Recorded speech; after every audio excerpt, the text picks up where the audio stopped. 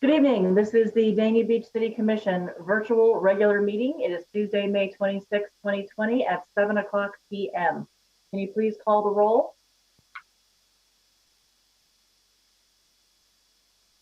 Thank you. Mayor Llewellyn? Here. Vice Mayor Odman? Here. Commissioner Brandemart? Here. Commissioner Harris? Here. Commissioner James? Commissioner James, I see you. Here. Thank you. City Manager Garcia? Here. City Attorney Ansbro? Here. Please join me in the Pledge of Allegiance. Pledge Allegiance to the flag Of the United States of America and to the republic for which it stands one nation, under God, indivisible, liberty, justice for all. Thank you. So if we could also take a moment of silence, and especially in remembrance of the fallen soldiers in honor of Memorial Day, which was yesterday.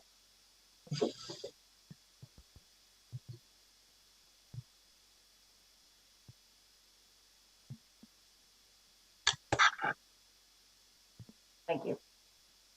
Before we get into our agenda, I'm sure all of you have been receiving the same emails, texts, phone calls about the flooding situation. I'd like to, if we could, start off tonight and see if city manager, assistant city manager, or director of public works can kind of give us an update on what's going on with the flooding and what's going on with the Southeast Drainage Project, because that's been an issue. Yes, Mayor, thank you. We have Fernando Rodriguez, our Director of Public Services, on the line to give us an update on the regional flooding issues that are occurring not just in Dania Beach, but pretty much in all of the Southeast coastal cities. Fernando? Yes, good evening, Manager, Commissioners, Mayor, and members of the audience and who may be listening in or watching. Can you hear me okay? Yes. Yes. Great. Well, I wanted to start with that because sometimes we have the audio. Yes, we have definitely experienced flooding instances, particularly on the east side of the city, southeast area, as well as the beachfront parking lot. Over the past two to 3 days, really since Friday when the rain started, we've had just a sheer amount of rain that has really been almost unprecedented, starting Friday evening, and even to today, where now this evening it's still raining and fairly steadily. So it's been a real huge amount of rain, and almost 8 inches actually came down on in the Broward County, Dade County area, depending on which location, but roughly 8 inches has come down near us in our area. And at one time, even in a period of 1 hour, we had almost 4 inches of rain, which is really a lot of rain coming down. I actually conferred with my counterparts. I talked to a few other of my counterparts in nearby cities, and I can tell you that Hollywood has standing water above knee high near Moffett Street and other areas. Hallandale had severe issues as well. And Aventura even had to close not only their roads, they had to close their bus shuttle service for a couple of days because of the impassable roadways over in Aventura. Down here where I live in Miami Beach, very unusual to see Collins Avenue, some parts of it flooding up north, not far from where I live in the 50s streets. So it's been just a huge amount of rain, and it's been a tri-county coastal region issue because a lot of these areas, like we are low-lying areas. They have low elevation. And so the main contributing factors, if I can recap, to sort of lead to where we got to over the last few days, is really the amount of rain is the main factor, but it's also the rate at which it came down. It's come down a lot in a fairly short time, and we are in a low-lying area. What happens is when you have this much rain in such a short period of time, the underground structures, our pipes, our catch basins, even the soil that surrounds the structures, pretty much anywhere where the water can be moved becomes saturated. There's really is no place to move the water quickly that can have an immediate impact when it comes down this fast and in so many days in a row. Now, it takes some time for the water to recede and to drain. And in fact, this morning we saw how the water level was much lower in both the southeast area and the beachfront parking lots, lower from previous days. This morning, it looked much better. But what I want to make sure we note is that during this time, throughout these last 3 days, our stormwater system in the southeast area has been working. Our pumps have been working. When the flotation device triggers them, we have maintained our pumps and in some cases have bypass pumps when we're doing repairs. We also have had our vacuum trucks cleaning drains prior to the storm season. So we've been prepared and we take our maintenance very seriously. But really, when you have these three factors combining together, like I mentioned before, those three factors, the amount, the rate, and the low-lying area, it's just simply difficult not to have those flooding instances like our neighboring cities did as well. So the mayor mentioned the Southeast Drainage Project, which is a good segue because that is really our plan of action to address this matter going forward in the longer term. And this is a project that we're very excited about. It's in the design phase currently, and we will alleviate much of the problem once it is constructed. We are really, public services and my colleagues are another department. We're all working very diligently to keep progress on the Southeast project going. And it will be a drainage system that will be designed to handle heavy rain events similar to this one. In other words, it will have a higher capacity to move water out of the roadways. Now, it's a $7 million project, and it will be a very valuable investment in our city. Following the design phase and bid, we expect to begin the construction early next year. It will take between 18 months to 2 years to build. And we're looking forward to being able to address these heavy rain events in the Southeast area. But what we have to bear in mind is that other neighborhoods in Denia also have flooding issues that we are now assessing and planning for future projects in those neighborhoods. So we'd like to address flooding challenges citywide. And our goal is to work with our city manager to develop funding approaches for these important improvements citywide. So we're not focusing on just one area, but the Southeast Drainage Project will address the Southeast area. Fernando, can I ask you, it's not, the project itself is not actually going to be started until next year. Is that a fiscal issue? Is that a money issue? Or what is the reason why it's not being? The design is underway, but there is a permitting involved, environmental permitting, which is very onerous. And we have had COVID has slowed down a lot of different processes. We also have some grant monies tied to the project, which also affects our timing. So our projection is that early in the year, we'll start construction and we'll try to fast track it to make it 18 months. Does anybody have any questions? No. No. Okay, thank you, Fernando. Thank you. Presentation approvals. The first item is budget amendment, full-time positions adjustment. City manager and finance. Yes, Mayor, Commission, we're going to do a tag team, Frank and I. What the finance director and I have been doing is offsetting not just COVID expenditures, which we hope to recuperate, but also shortfalls. We're also looking at the HEROES Act that has passed the House and is in the Senate. Best case scenario, it passes as is, and it's $5 million, which will be the share for Dana Beach. What I'm thinking is probably going to be some sort of hybrid that would help us. But what Frank and I have been doing is going through the entire budget. The first 6 months, the majority of our budget that is appropriated for projects, I expected, and that has been the case, that all departments get moving really quickly after we adopt the budget in September and we start the commencement of the budget on October the 1st. Now, we do have some opportunities for savings. For example, we're a little bit over 100,000, closer to 109,000 in unspent monies for travel. That includes travel for the remainder of the year. 2 positions that have not been filled, that Frank can talk to you a little bit about that. But what we're continuing to do every day is finding opportunity to generate revenues, either via grants or any type of appropriations at any level, or find ways to save monies. So with that, I'll turn it over to Frank, and Frank will talk about these 2 positions.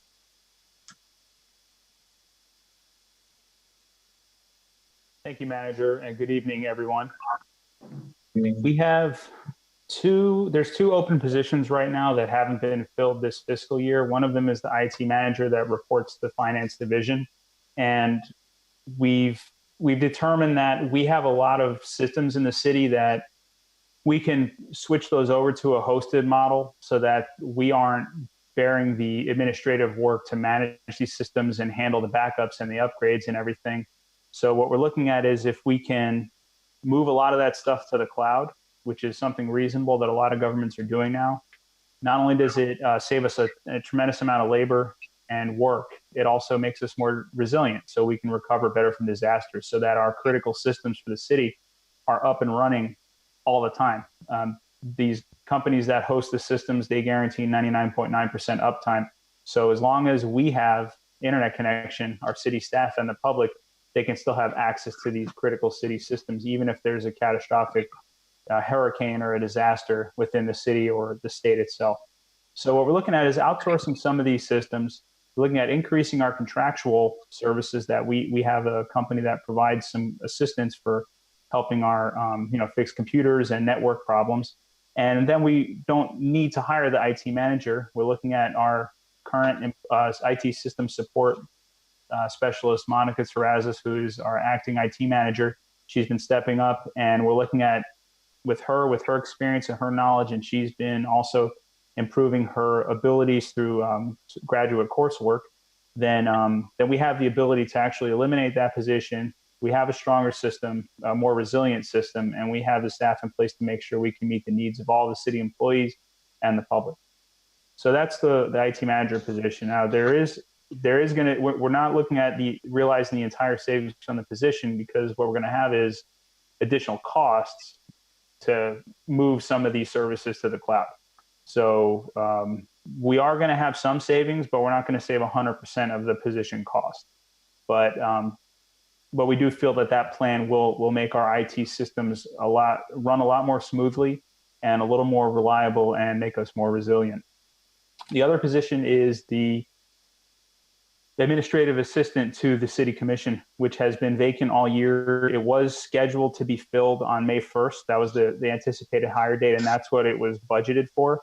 But we've looked at the budget, and we know that we can save around $37,000 this current year if that position is not filled, and that position will have a full-time for the full year cost next year of around $88,000 that can be saved in the budget and used towards other initiatives.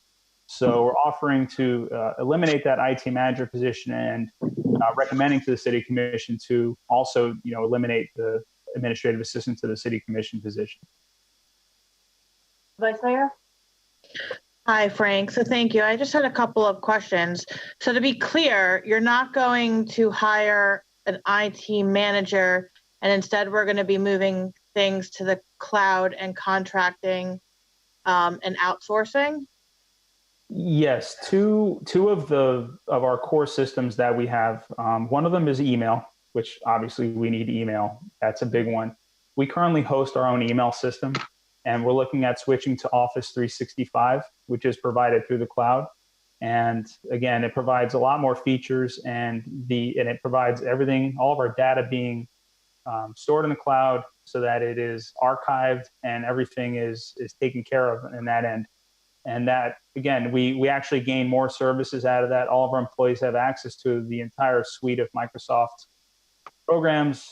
There's a lot of workforce software that they offer that come along with Office 365, in addition to just the cloud hosting and the uptime and everything. The other one is New World Systems, which is our main core system that we use to process all of our HR, payroll, utility billing, community development, and everything. And that one is currently also hosted on premise, and that one would also shift out to the cloud. That system is a lot to maintain and update, and it takes up a tremendous amount of time from our IT staff right now. So moving that one to the cloud really frees up a lot of administrative time. I'm a little worried by this, because I mean, this whole time Monica has been doing a phenomenal job, but and I don't want to take anything away from that, and I know you've been helping as well, but it does not seem like this is a one-person job at all. There are several problems with, either that happens with the website or time to watch the meetings because the meetings are going down. I can't imagine how many steps Monica's getting in trying to set up everyone's computers here. And again, she's doing a phenomenal job, but this seems like a big mistake to say that one person is going to handle the IT issues of an entire municipality's building. That's a big no from me. That seems like a big red flag. Obviously, we all want our assistant, but I understand that getting put on the back burner. But that IT one, that seems like a real mistake. Commissioner James? Yes, thank you. I echo those sentiments of the Vice Mayor, along with knowing that we definitely need more hands-on. I would like to know what the actual cost of contracting that company. How much have you spent up until now, and how much would an entire fiscal year cost to have them? I don't have all those numbers in front of me. I can tell you that, let me pull up what I do have. We already utilize them for part-time staffing, and what we're looking at is— always utilize them? We've been using them since, I would say, approximately 2010.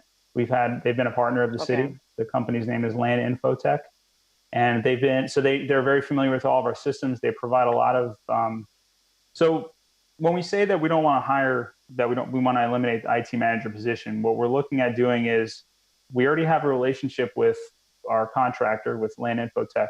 We're looking at increasing the relationship with them. They have an entire group of, if we just hire one IT manager, we're getting one person. They have a number of experts in different subject areas in IT at our disposal. So if we have a networking issue, we can discuss that. They can help us with that. If it's a systems issue with software or backups, they help us with that. If it's a Microsoft issue with updating, they help us with that. So we have a strong relationship with them. We're looking at increasing that relationship in terms of both the administrative oversight and the management direction, as well as the frontline support. So that Monica isn't, every time somebody's printer isn't working, she has to run to their desk, or every time somebody can't get on their email, she has to run to their desk. We're looking at having them provide a little bit more of the contract part-time staff to be able to handle a lot of those frontline issues that tend to take up a lot of time, even though they're not major issues. And that frees up Monica to be more of an administrator to oversee the IT systems. And we feel that if we outsource a couple of those— I just want to know the cost. Well, I know you guys want it. I want to know what the cost is. Well, I think we projected maybe around $25,000 next year for their labor cost. And how much does it cost for us to go in and stay in the cloud, like that whole transition? How much does that cost? For New World Systems, that's a $30,000 a year increase over what we're currently So what is paying. the cost currently? It's $57,000, and the contract cost is $87,000 for fully hosted. So it's an $80,000 cost. Okay, I know it's a $30,000 increase, and then you have to include the cost of the actual personnel, which is an additional $25,000. And so Monica's going to oversee all of those, but she couldn't oversee the department. That doesn't seem logical to me. So that's my 2 cents on that one. I'm not in agreement with that one. And out of all of the positions that are continuing to be created, I'm not understanding the one position that the commission asked for. Why is that up for discussion? The reason why it was on the back burner in the beginning is so we can save costs. However, this was something that the commission wanted. I'm not sure as to why that wasn't coming from one of the commissioners to cut it out of what we wanted. Why wasn't that our discussion and our recommendation? Instead, why was that a recommendation from staff to cut something that was, it was a directive from the commission. So it's like, we don't care whatever your directive was, we want to cut that in. Not only a cut for this year, we're proposing to cut it from next year too. So I would want to know why there weren't other positions that were looked at in other departments to be cut, and not just the position that the commission asked for. So I'm not in agreement with either one of them. Let me call up the city manager. Yes, so basically, just for you all to have a discussion. The city team is a very lean team. We are actually operating in fiscal year 2020 with $350,000 less than the amended 2019 budget. So we're actually doing more with less. We're trying to find solutions amidst the challenges that we've been facing with COVID-19. These are the only two unfilled positions.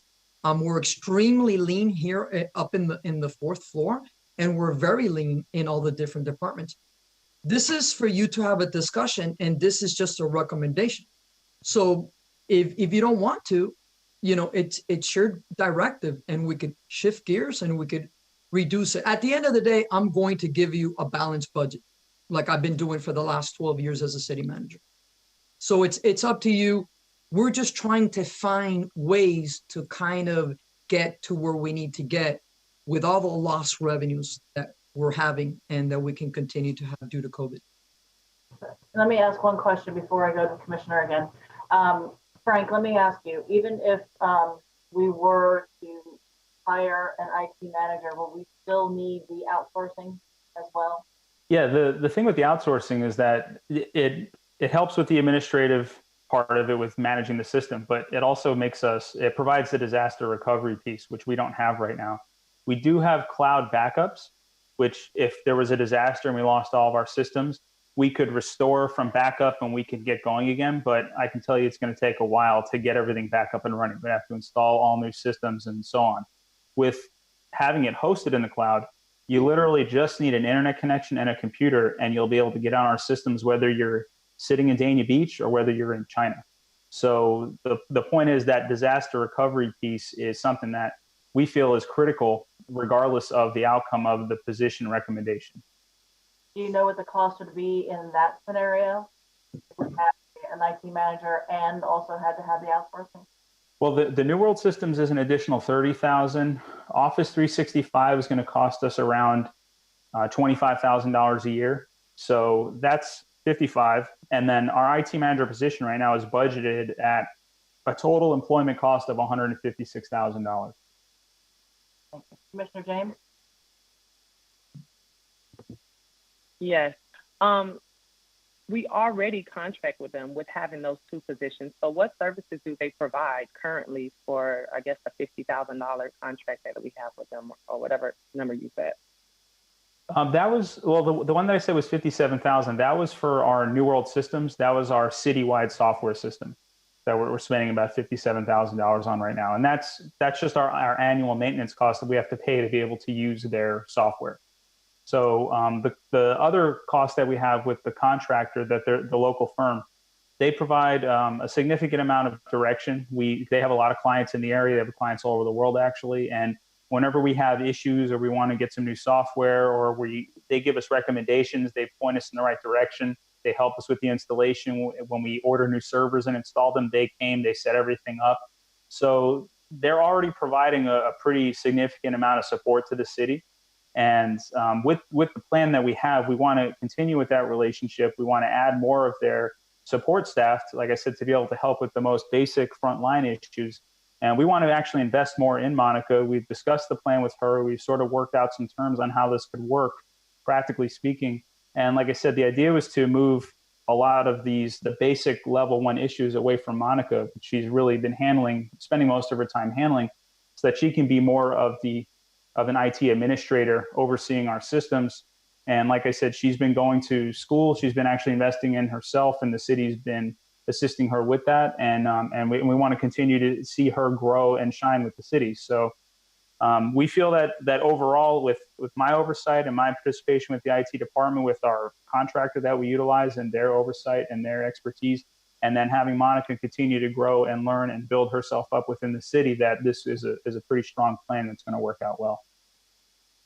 I just don't agree that for a city with the expectations that this commission has and the growth that we're experiencing and we're expecting, that we wouldn't, if we're already saying, okay, this department doesn't have an assistant, this department, if we're trying to really make our department stand out or, really be effective, I don't see that where we don't have that IT position. So I'm not in support of taking away that either of the positions. That's just my opinion. I don't know if this would go to either Frank or Anna, but is this something that we could come back and revisit when it comes to budgeting? Absolutely, without a doubt. We're in a preliminary stage of budget.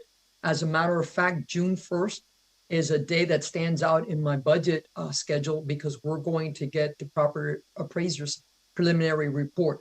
So we've been very conservative in regards to our spending.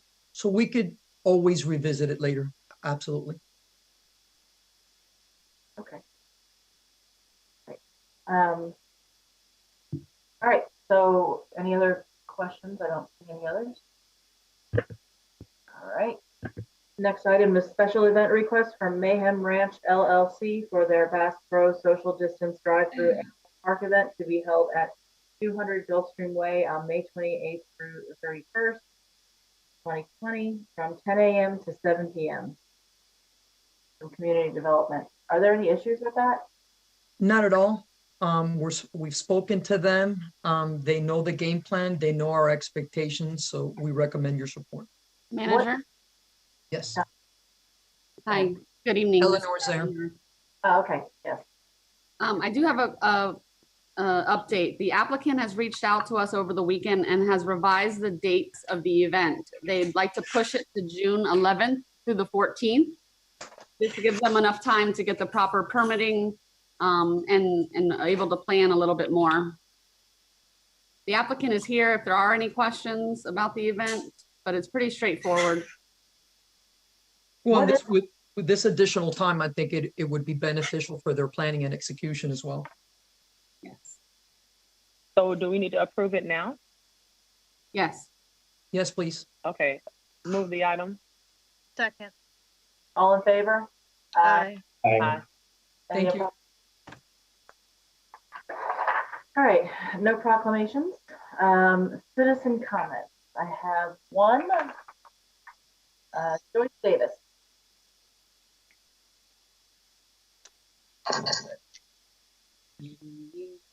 Go ahead, Joyce, you're up. Please state your name and address for the record. Can you hear me? Yes. Okay, good. Joyce Davis, 500 Northeast 2nd Street, Dania Beach. Good evening, Mayor and Commission. I'm here as a resident and somebody who is a concerned citizen who has been going through these unprecedented times with our neighbors and friends, and it has been a scary time for all of us. I'm here to report that I am really, really happy with what I have seen during the first and second week of phase 1 with the residents and our neighbors. Palos, Dockers, Firebirds, all of these restaurants have been social distancing, sanitizing, really, really coming together and doing what they need to do. And I also want to commend you guys for going out and helping to support the businesses with your campaigns, because I am a member of the Chamber of Commerce and realize how important it is to support our businesses and our chamber. I also wanted to thank, today was a huge, huge, huge day because today was the reopening of our beaches. And I'm one who goes to the beach absolutely every single day. And the last day I was able to go was March 15th. And today was such a beautiful, beautiful morning before the floods came this evening. And I listened to the city manager's report last commission meeting, and when she said that education was going to be the key to success.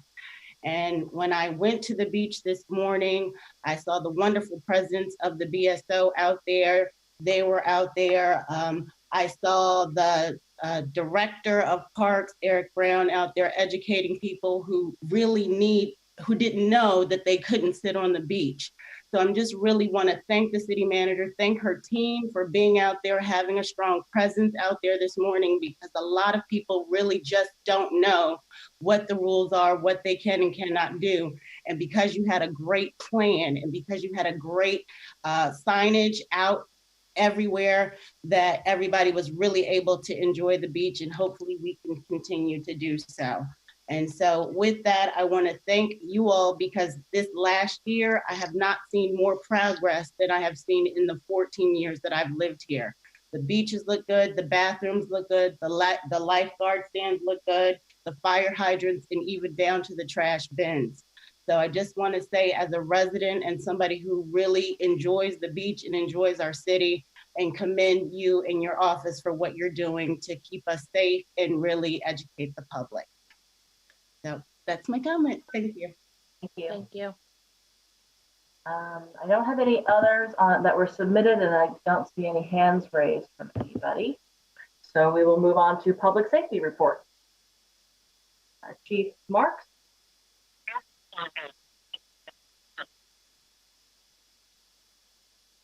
Are you?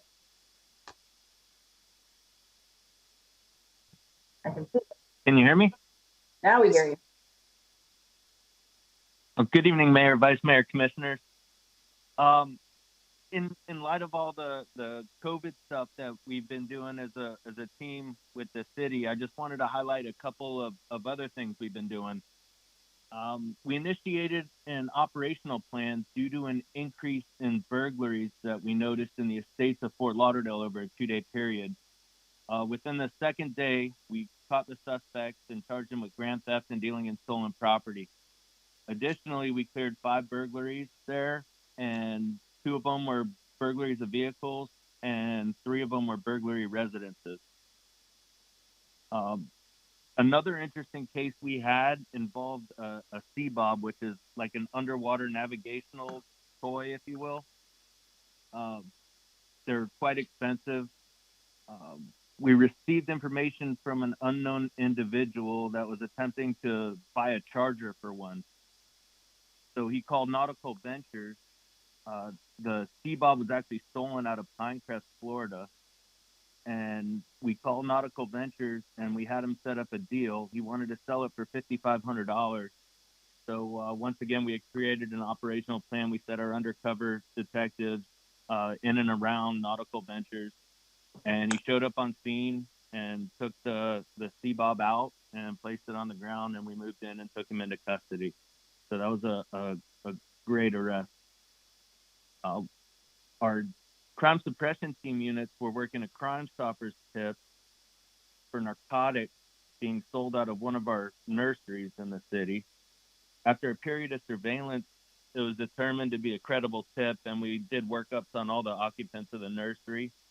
And during the course of the investigation, while we were actually watching the property, we received a 911 call from there, and one of the occupants of the nursery came out in a drug-induced rage and threatened suicide. We were right there. We moved in, took him into custody, and we were able to recover a large amount of narcotics that were inside the nursery. He's still in custody, and he will only be released with an electric monitor. Other than that, I have nothing more to report. Does anybody have any questions? Yes, I do have a question. We had the issue over at the Roadway Inn. Since the BSO officer has been placed there full time, have we had any further issues? No, ma'am. That's because we've still been there. Okay. All right. Anybody else? All right. Thank you very much. Yes. Chief Pelissar? Good evening, Mayor, Vice Mayor, Commissioners, and everybody listening out there. I want to say thank you for having me. And our fire department continues to run calls. The number of calls are trending up. So basically, we're back to normal before this COVID started. We're running a lot of calls, especially with the rain right now. The calls are going up. Our personnel continue to keep themselves safe so we can keep you safe. And we have been training quite a bit thanks to Kimco. They've had us over at their one of the garages, and we've been doing a lot of training with all our new fire recruits and our personnel in the city. Hurricane training is coming along, and the hurricane plan will be ready to roll out this week. I'll send it up to all of you this week, and you can revise it, and we'll do training right after that's sent out with all the city personnel. Other than that, that's all I have. If you have any questions, please let me know. City Manager? Yes, Mayor, I wanted to thank both Chief Pelissar and Chief Marks. Chief Pelissar has really been instrumental in getting us lots of PPEs, but he also had 30 plus volunteers this past Friday at our food distribution. And that was really fantastic. I mean, the whole group that was there was because he made it happen. And just was very grateful to him and Chief Marks. Over the weekend, we did not want a police state at our beach. We want our BSO to really be community policing and educating and informing folks, I'm sorry. And that has been the case. I had the opportunity to go by today, and things have been running really smoothly. And so I have to attribute a lot of our success to what both Chief Pelissar and Chief Marks have been doing with the team. Thank you. Anyone else? Okay. Thank you, Chief. Thank you. Next is consent agenda. Do we have any polls? No polls? Make a motion to approve the consent agenda. Second. All in favor? Aye. Aye. Any opposed?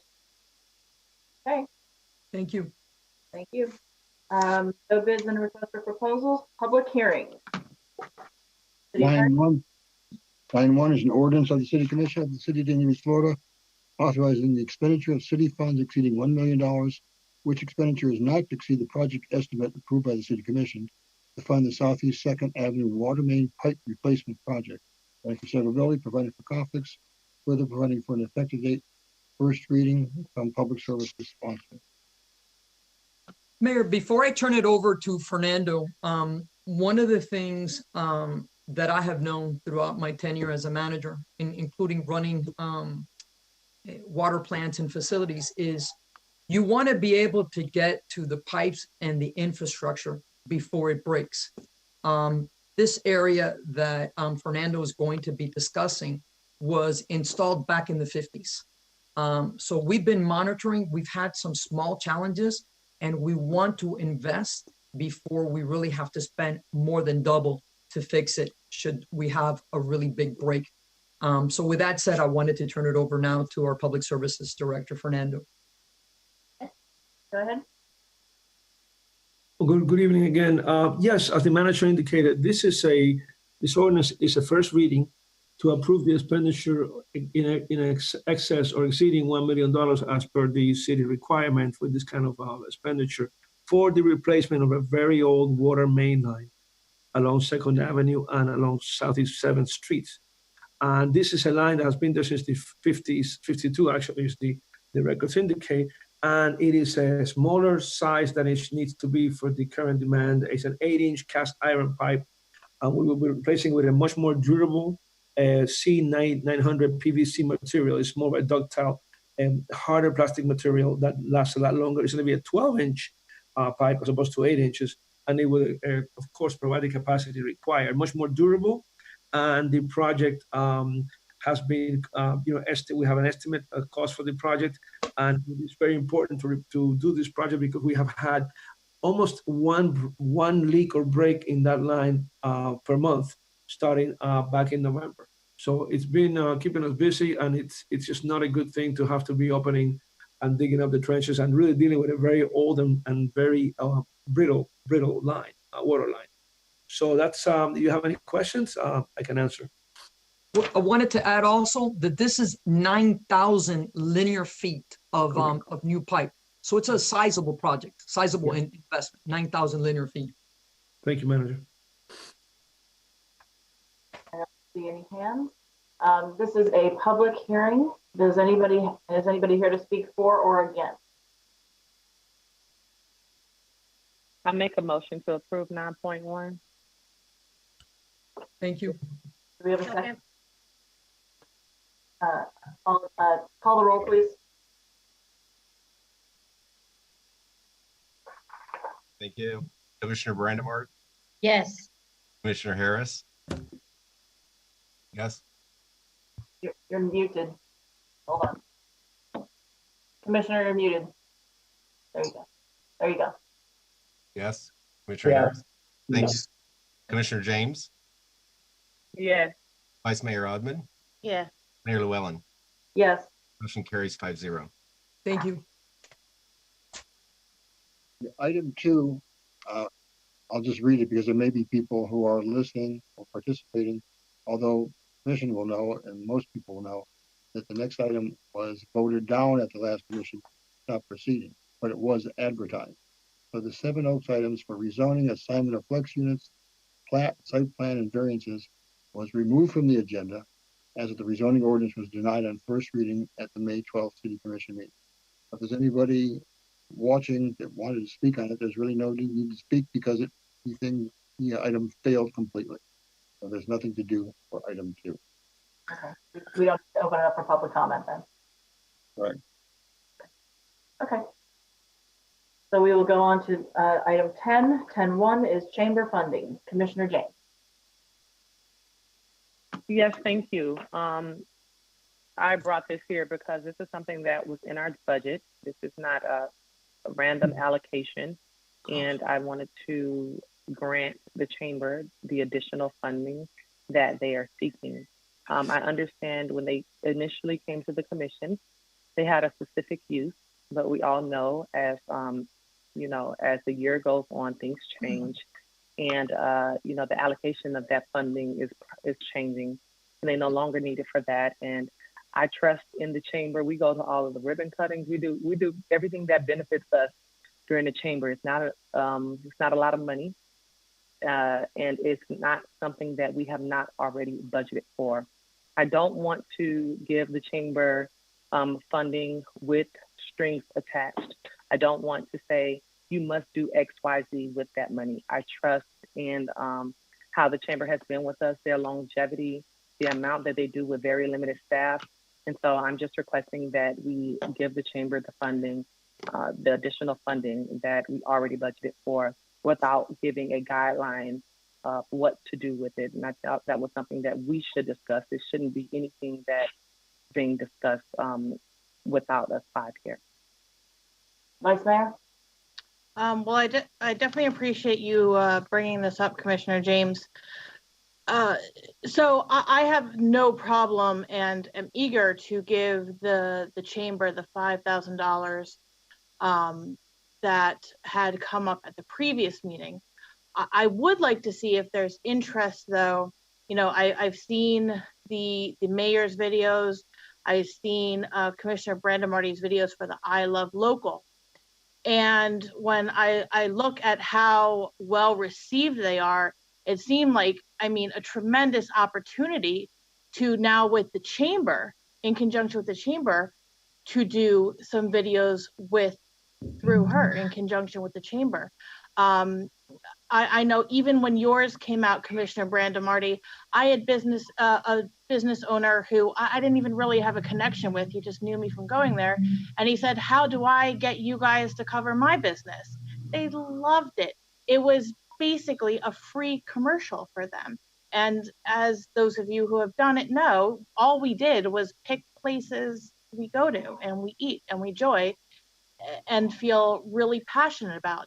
And for, I forget how many I did, for the 3 maybe I covered, I can think easily of of 5 more off the top of my head. So what an opportunity is this, especially if maybe we can couple it with money from the city, so we could do enough so that every commissioner could cover, you know, I don't know, 3 or 4 businesses in their video to do another I Love Local segment. That's where I would love to see the money go to the chamber, but with that caveat, because I just can't think of a better way at this point where we are in trying to throw the you know, the life preservers out to our small businesses to get them going. You know, it really, if you notice, when you put it out there on the social media, it then allowed them to put it on their social media.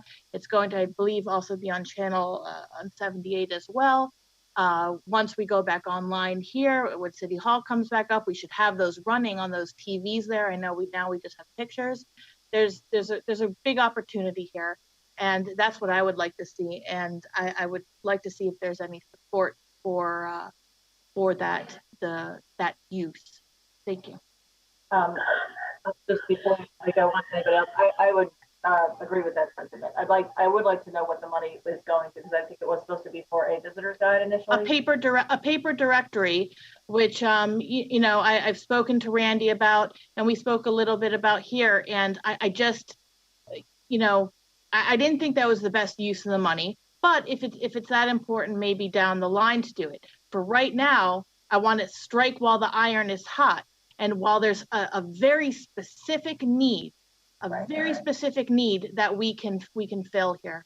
And I agree with that. I think it really should go towards promoting the businesses that are out there. But Commissioner James, you're muted. Hello. Yeah, you're muted. I don't. Okay.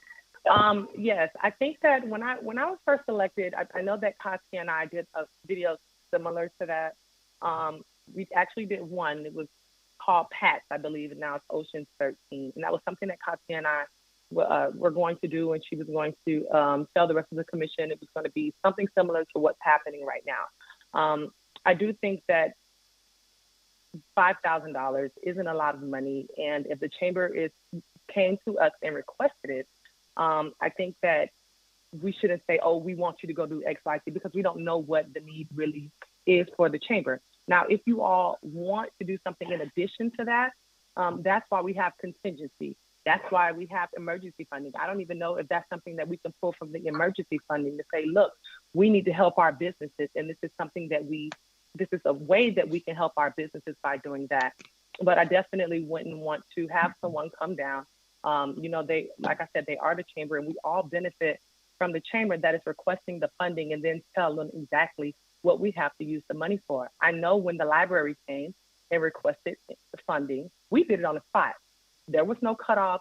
There was no, let's wait till this on the agenda. They came during citizens' comment, and we gave them the money for the census. And guess what? The census the library is closed. And at no point in time did anybody come back and request that they give us the money back. At no point in time did we say, oh, it has to specifically, this is the guideline that they have to have. I mean, they come and I think they both do a wonderful job. They're an asset to the city. I definitely support additional options of how we could continue the I Love Local, how we can continue to, you know, maybe partner with the chamber, but for the funding that was already allocated, if the chamber is saying, look, I need this to survive. We have chambers around this county that are folding, that aren't going to make it to October 1. I don't know exactly, you know, I'm not going to ask for a step-by-step. We give money to more than just the chamber, and we don't ask for a step-by-step, and we give them more money than we ask for the chamber. I just think that if we want to do additional programs, we need to see if there's additional funding, maybe funding within our, like I said, our contingency, or maybe see if we can, you know, grab that funding from the emergency money. I don't know that, but I don't want to tell our chamber and Randy that they have to use these monies for X, Y, and Z unless we're not going to give it to them. I do think that those are very good ideas, but the reason that I put it on here was you know, just to ask that we release the money. So after everybody is finished, I'll have a motion on the table. So let you all continue the discussion. Commissioner Brandemart. Yes, good evening. I would just like to remind all of us, and especially the people that were on the last commission, that it's not unusual for someone that's in having a really big problem to come before us, even though it's not budget time, to ask us for help. And I remember, quite frankly, that when Linda Wilson came up to the mic, and I don't know, I think Lori Mayor, you may have been there, I don't know. She came up there and she actually stood there and was crying because she desperately needed $2,500.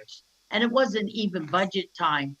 Now, my argument, more or less, was not an argument, but a statement. I said, listen, Commission, we already lost one library, which was true. The first library we totally lost.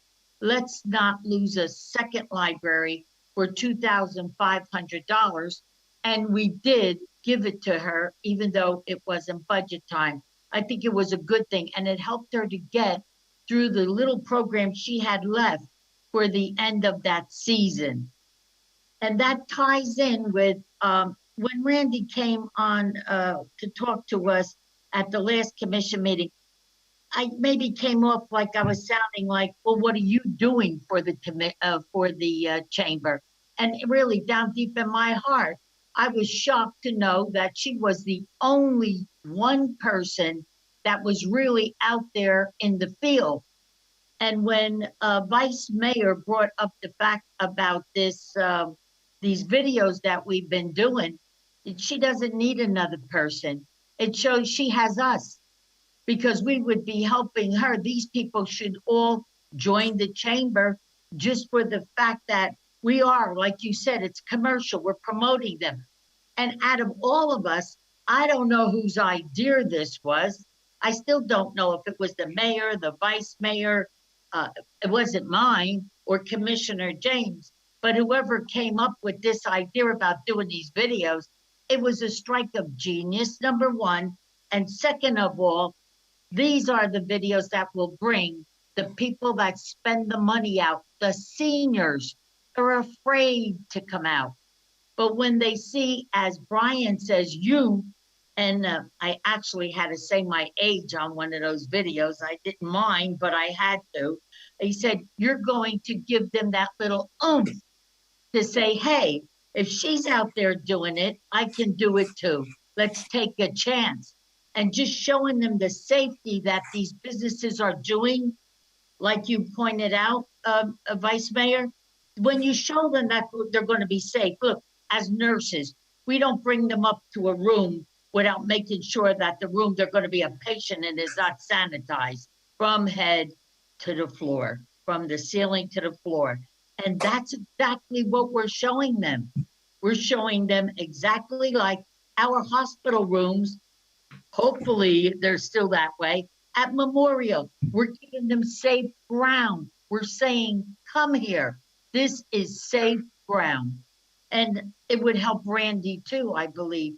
But that's only my feelings on it. Thank you very much. Commissioner Harris? I agree with what was said by the Vice Mayor, and we can throw a life preserver to any businesses that we can in conjunction with the commercial aspect that we've done so far. But I really don't have any problem with granting the funding and then helping Randy in other ways we can with social media and supporting all the large and small businesses in Canyon Beach, because everybody needs some help right now. That's all. Commissioner James made a motion. Is that right? Actually, Vice Mayor has her hand up as well. So, okay. Vice All right.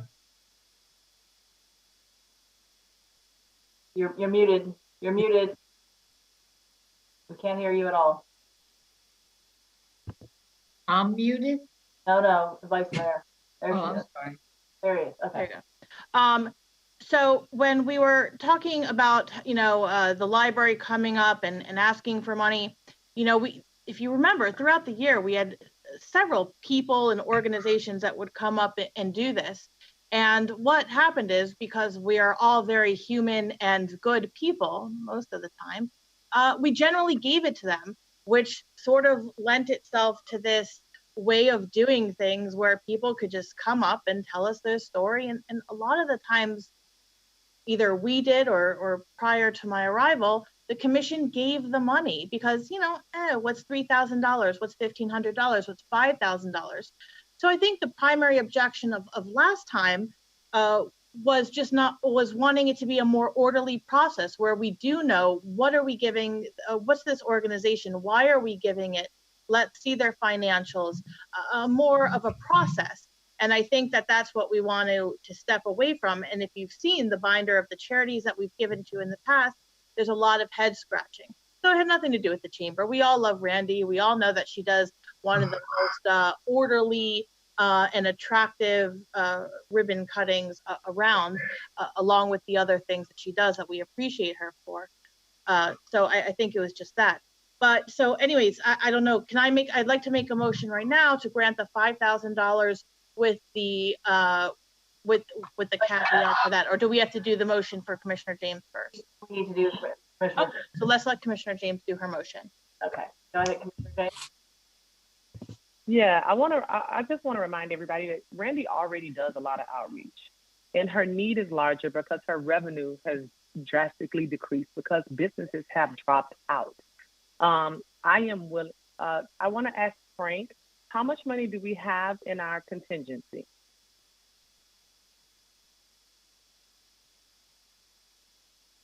Commissioner, if you give me a moment, I can pull the exact number for you. That's fine. But my motion will be to grant Randy her $5,000. I know that with the outreach and everything else, we're going to other restaurants. We can utilize the social media company that we're already giving money to, and they're already helping us. But my motion is going to be to grant Randy the $5,000. And then depending on how much we have in our contingency would be to grant, you know, staff those monies in order to continue to do those types of videos. So I'm waiting on Frank to give me the numbers. I guess Commissioner Brandy Marty can speak while that's happening. Go ahead and let Commissioner Brandy Marty speak, but I'm going to speak on that as well when she's finished. Go ahead, Commissioner Brandy Marty. I thought we were waiting for a motion, Mayor. Well, Commissioner James has a motion pending, but if you don't have anything else to add, I'd like to say something at this point. Well, I just wanted to note that those videos in conjunction with the chamber, I wouldn't expect us to be putting everything on that. I mean, we're promoting their businesses. I would leave that to whoever's the best at telling the businesses, hey, we need your help too. That's all I have to say on that. But I'm all in favor of giving Randy the $5,000. It's for a good reason. It really is. She needs it. She needs it. That's good enough reason. My comments are this. I don't have an issue with giving Randy the $5,000. It was already budgeted. It's already there. It's already been set aside for her. I do not like the idea of going in and giving additional money at this point in time, because as with anything, we need to look at the overall picture. I think we can address any additional monies that might occur at budget time. And as far as the practice of giving money from the dais, it's really not something that we should be doing. It's just not, because it ends up becoming a problem at the end of the year when you end up having to do the budget.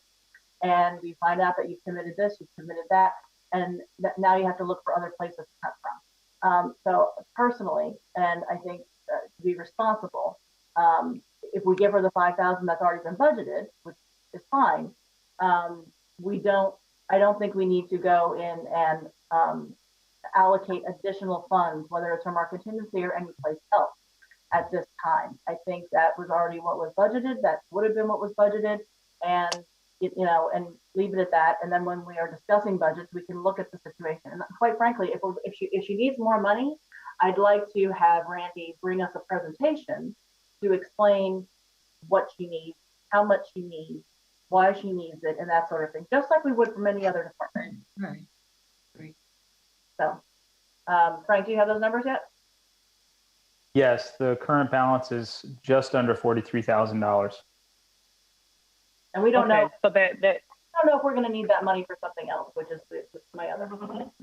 That's So, okay. do That's you have- fair. Yes, and I want to make a comment before I make my motion. Yes, these monies were already allocated. They're not extra funding, and I think that if there is anything, it doesn't matter if it's budget time or not.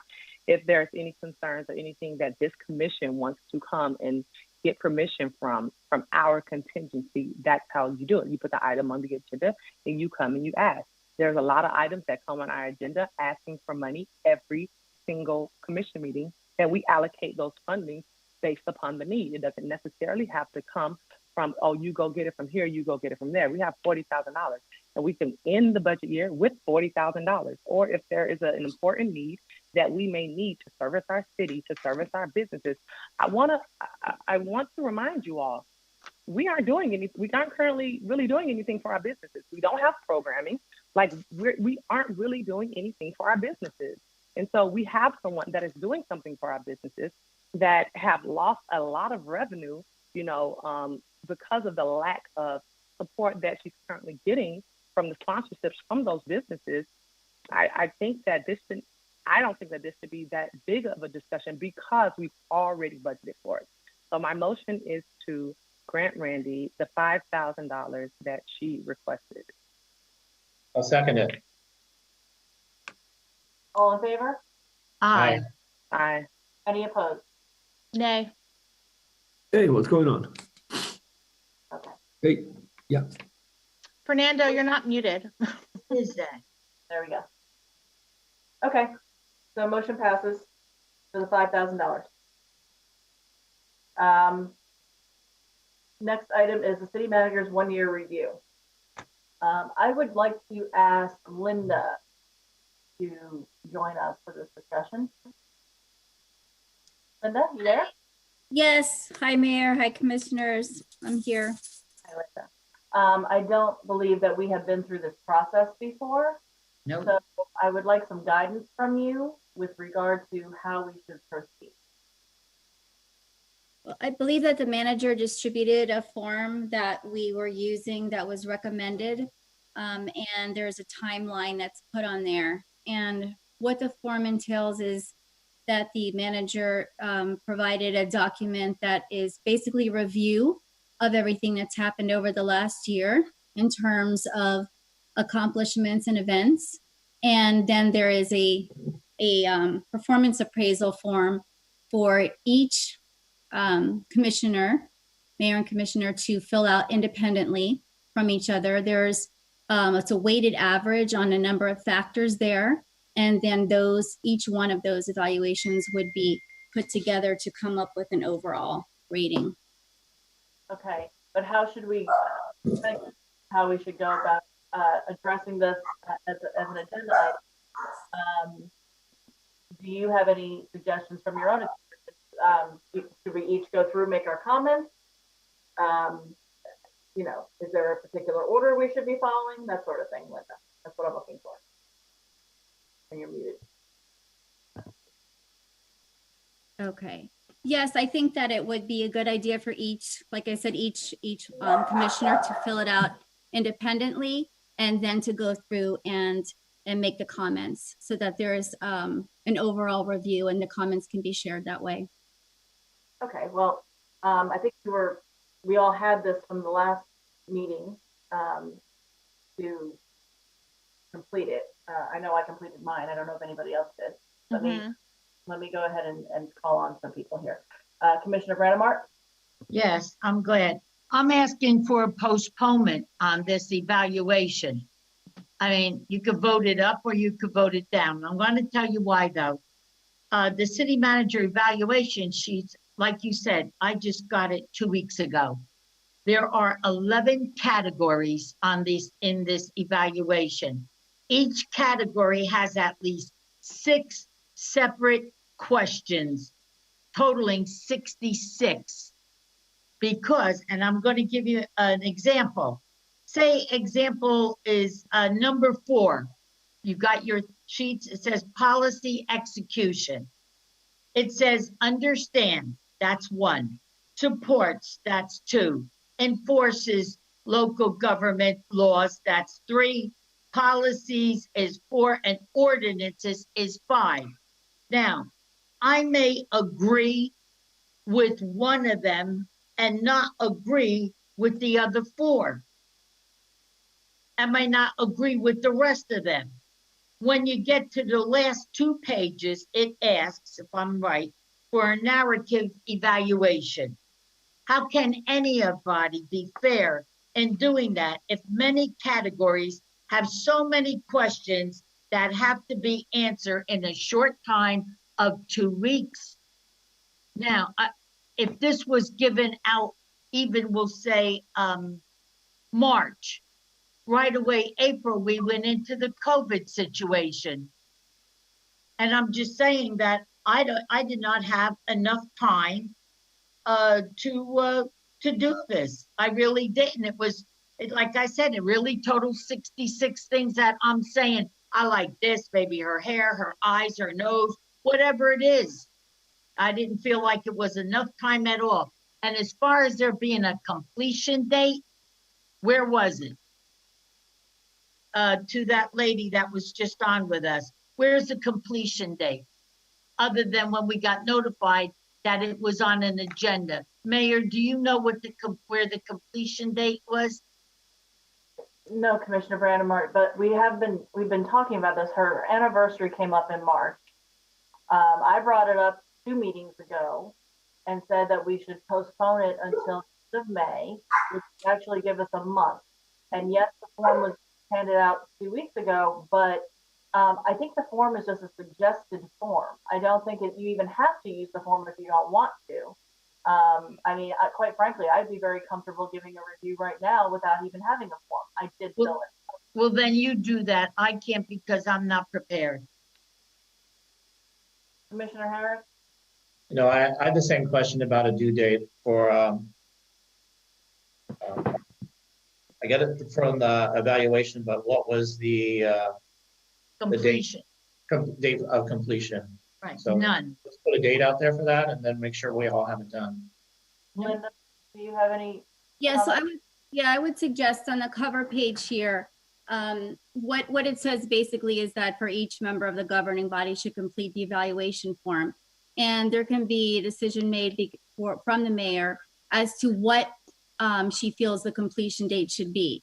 So as with any performance appraisal, there's always going to be a level of subjectivity to this, and no matter what kind of performance appraisal that you have. So when managers are reviewing their employees, they are going to be as objective as they can. And typically you're going to try to, again, go over what happened over the last year, which is why the manager is providing information really and just to help remind everything that's happened. A year is a long period of time.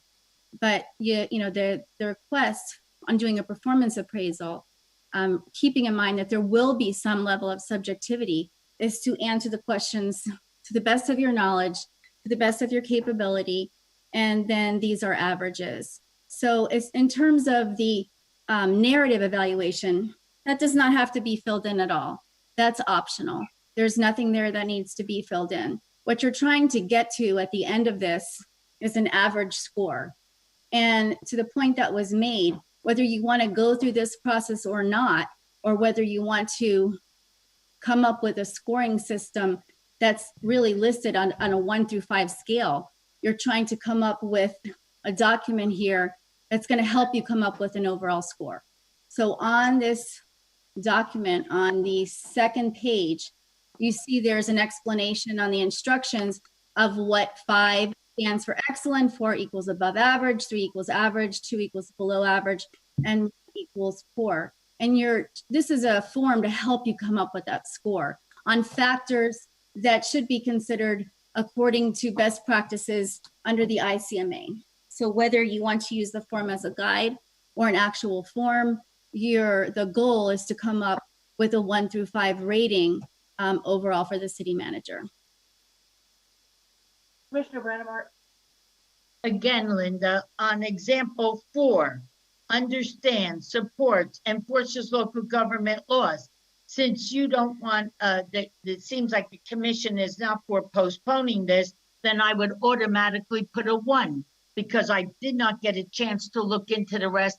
And no, there was no completion date on there to answer Commissioner Harris's question.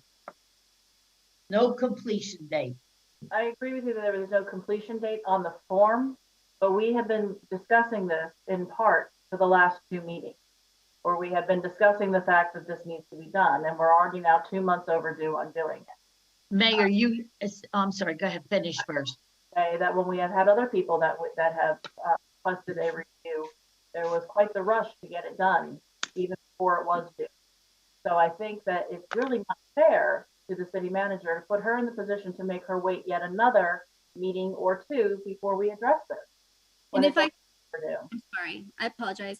If I can make a suggestion, whether you're looking at this in this much detail or not, again, this is a guide. There's, typically you're going to have an idea already of how you are rating anyone when you're doing an evaluation. So these are guidelines and things to think about, but the goal is to have a rating, a 1 through 5 rating from each commissioner. And that really is what we should be doing tonight.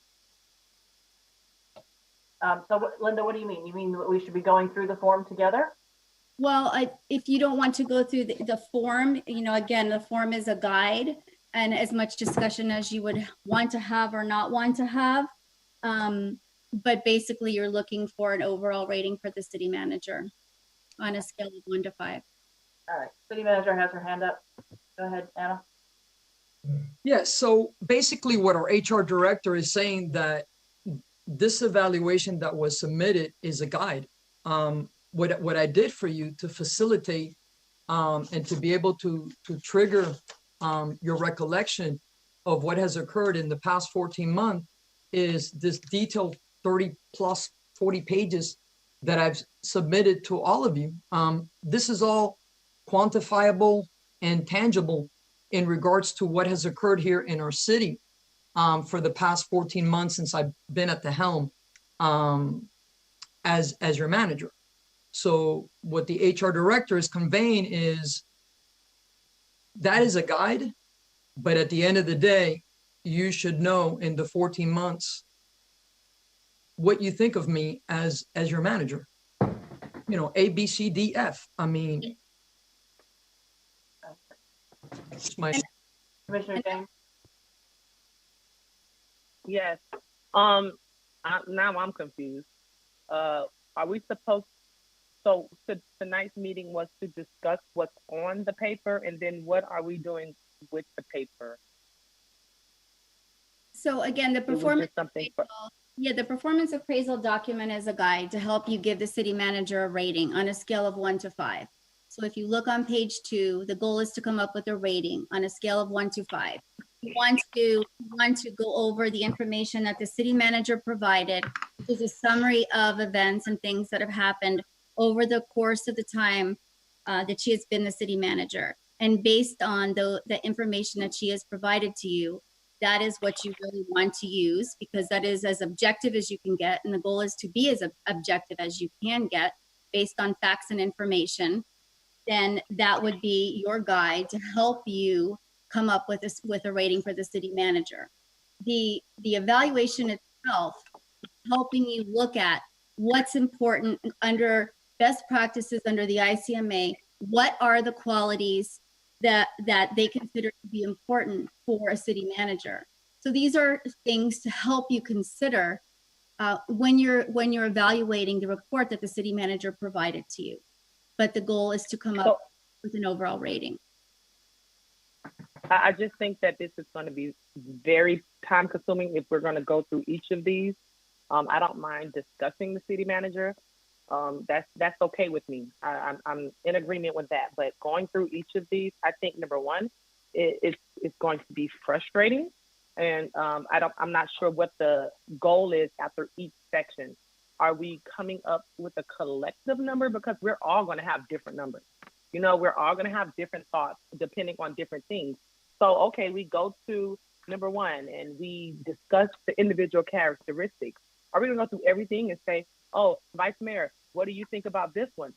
Commissioner, what do you think about this one? And we're going to merge it together. I just don't want this to be a long, drawn out And the second thing, I don't want, you know, some of the thoughts that different people may have just to be all put out right now. I don't think it will be a very positive or productive type meeting if I'm arguing my point against someone else's point. Right. I'm not sure if we want to take time and well, clearly Commissioner Brandemeier doesn't have it done. But are we going to take time and do this and we turn it in? Does these go in the file? Like, what is the protocol for these? We put a end date on them or a evaluation period on it, and then you know, a deadline date on them. Because if it's not a deadline date on them, we don't have to turn these in today. And when we turn these in, I have a question: are these going in the manager's file? So again, this document is really serving as a guide. That's all it's serving for, to help you in your evaluation. But you want to come up with is your overall assessment. So if you have an overall assessment that you could discuss, that would be the best way to go, so that you can move the process along. Well, that's my question is: will these go in the manager's file? If these are filled out and there's a decision that you're going to use these as more of a guide, that's different. But right now, this is set up to be used as a guide only. That's what it is. This is a guide to help you come up with your overall assessment. So we're trying to come up with an assessment. I thought this was the assessment for the city manager. Yes, I don't know. I'm confused because I think that this should be the assessment. We were given it. We all treated it like the assessment. I don't have it. I mean, I have some issues. Like, I know some of them, they merge certain things together, like 3 things, and I may only agree with one. That's very difficult for me to give an accurate type of, you know, number to. But I don't understand if this is just going to be the assessment or a tool and it's not official. And again, my suggestion, so we can kind of move along a little bit, is that we all fill them out and then we have them published as a part of the agenda to then say, what are we going to do with these or not? I don't really understand what's going on. Well, let me make a suggestion. My experience has been that when you do an evaluation of somebody, you may have a form that you fill out.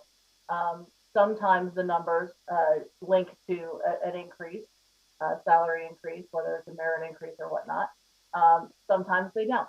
And in this case, if this is simply just going to be a guide for us, which I think is fair, and we did have this on the agenda tonight. We had discussed it for the last 2 meetings that this was going to be on the agenda tonight and that we were going to discuss the city manager performance tonight.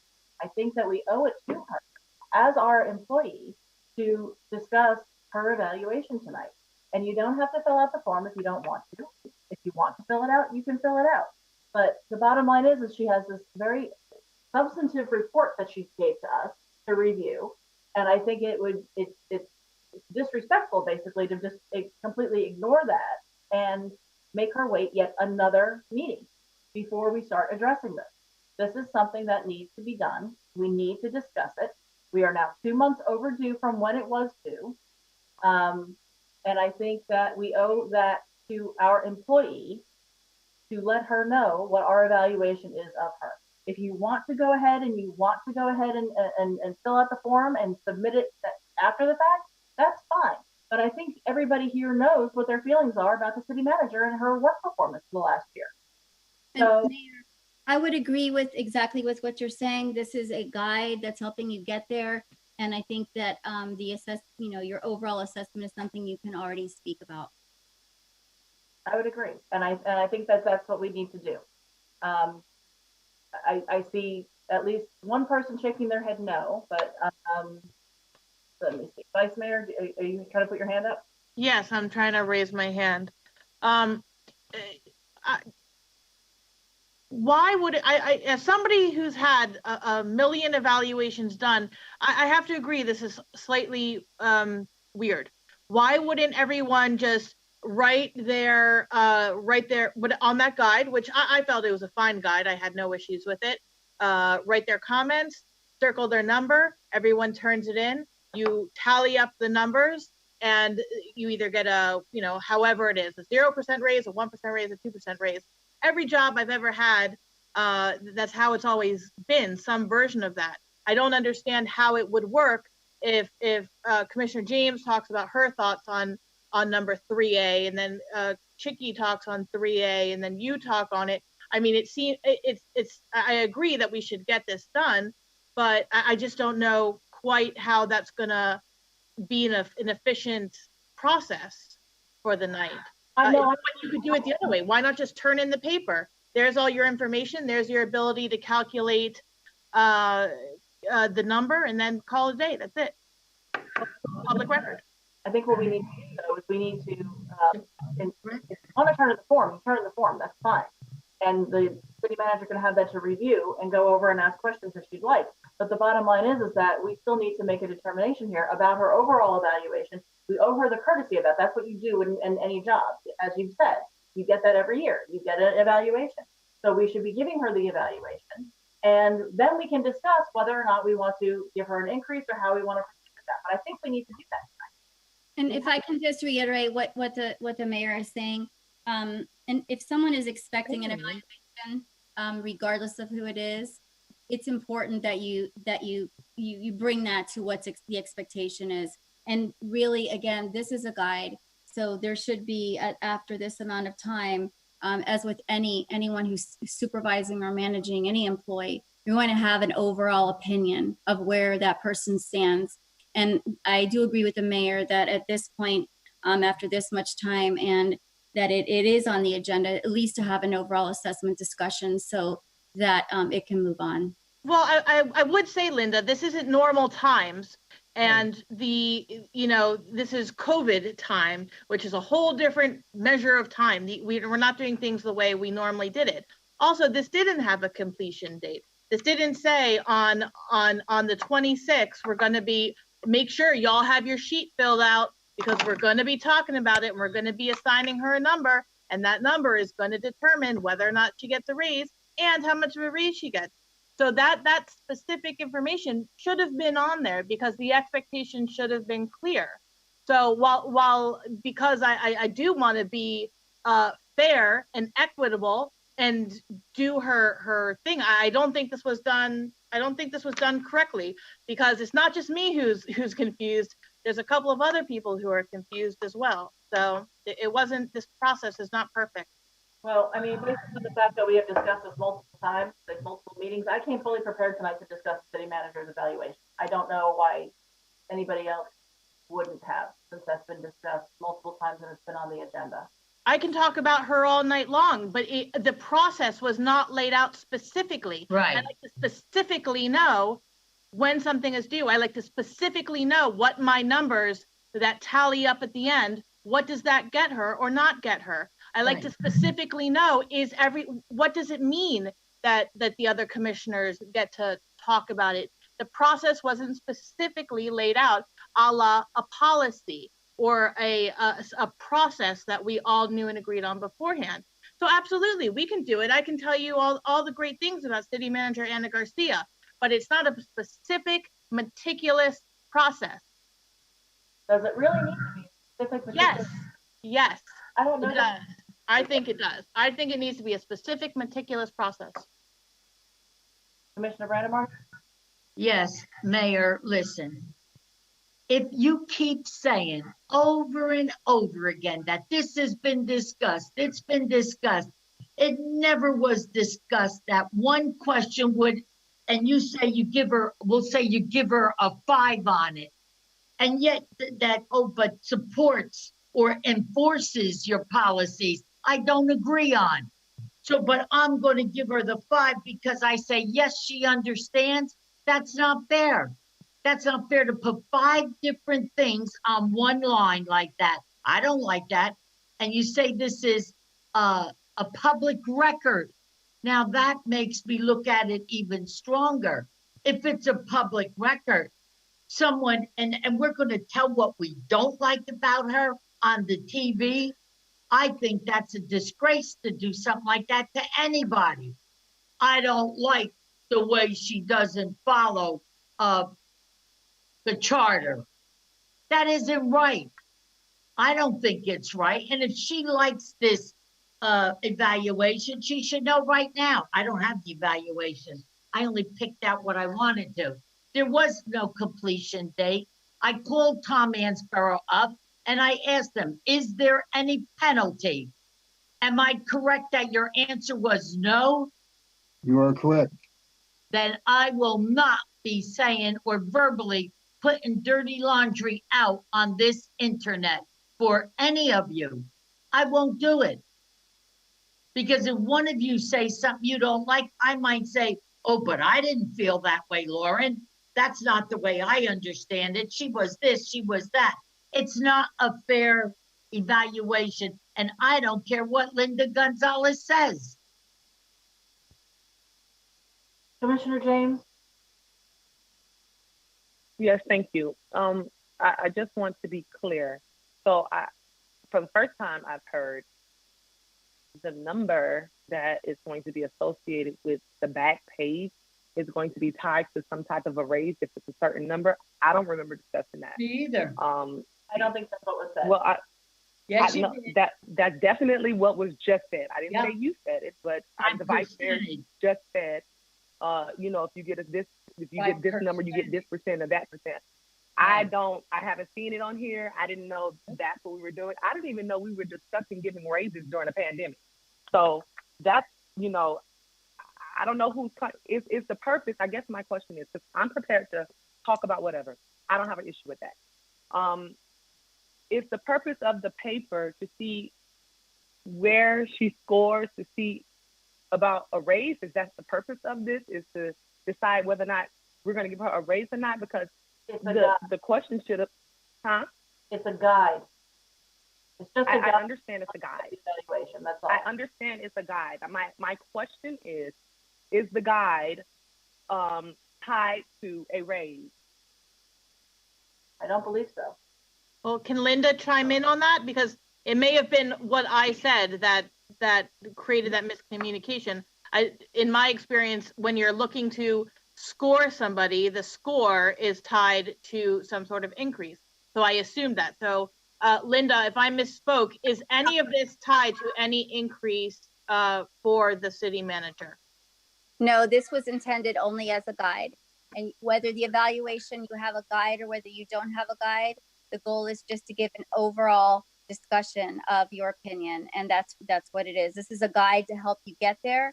But the most important thing for you to consider is the document that the city manager submitted, which is a factual, objective guide of things that have happened over her term. Okay, so thanks for that clarification. But I didn't need this to be able to talk about the city manager. And if I knew that we weren't going to submit this, and I wouldn't have wrote my notes and went all of that. Like, I can talk about how I feel about the city manager without the report she gave or without this guide. So if that's what y'all want to do, I'm here to do it. But I didn't know that this wasn't going to be submitted, or I thought that this was going to be submitted and put on the agenda and we all discussed it. But whatever you all want to do at this point, because clearly it's not mandatory that we fill this out anymore. Okay. So should we move forward in the process, or? Let me have Harris speak. Oh, I'm first. sorry. We'll move forward. Go ahead, Harris.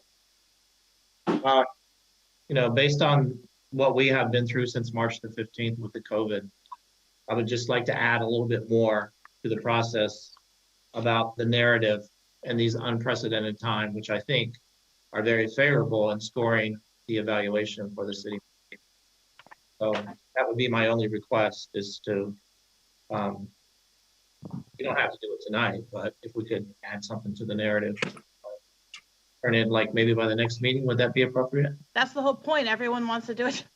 I think we do it. It was supposed to be done tonight. That was the plan. That's why it's on the agenda. So, look, I think we need to move forward. I think those who would like to speak tonight and would like to give their evaluations verbally as opposed to filling out a form, I would like to see that happen. So I will just go down the list of people and we will speak and who does not. How's that? What? Mayor, or would it make more sense, since I don't know where everyone is at this point, can we see if we have consensus to move forward at the next meeting, or to move forward tonight, however I'll word it?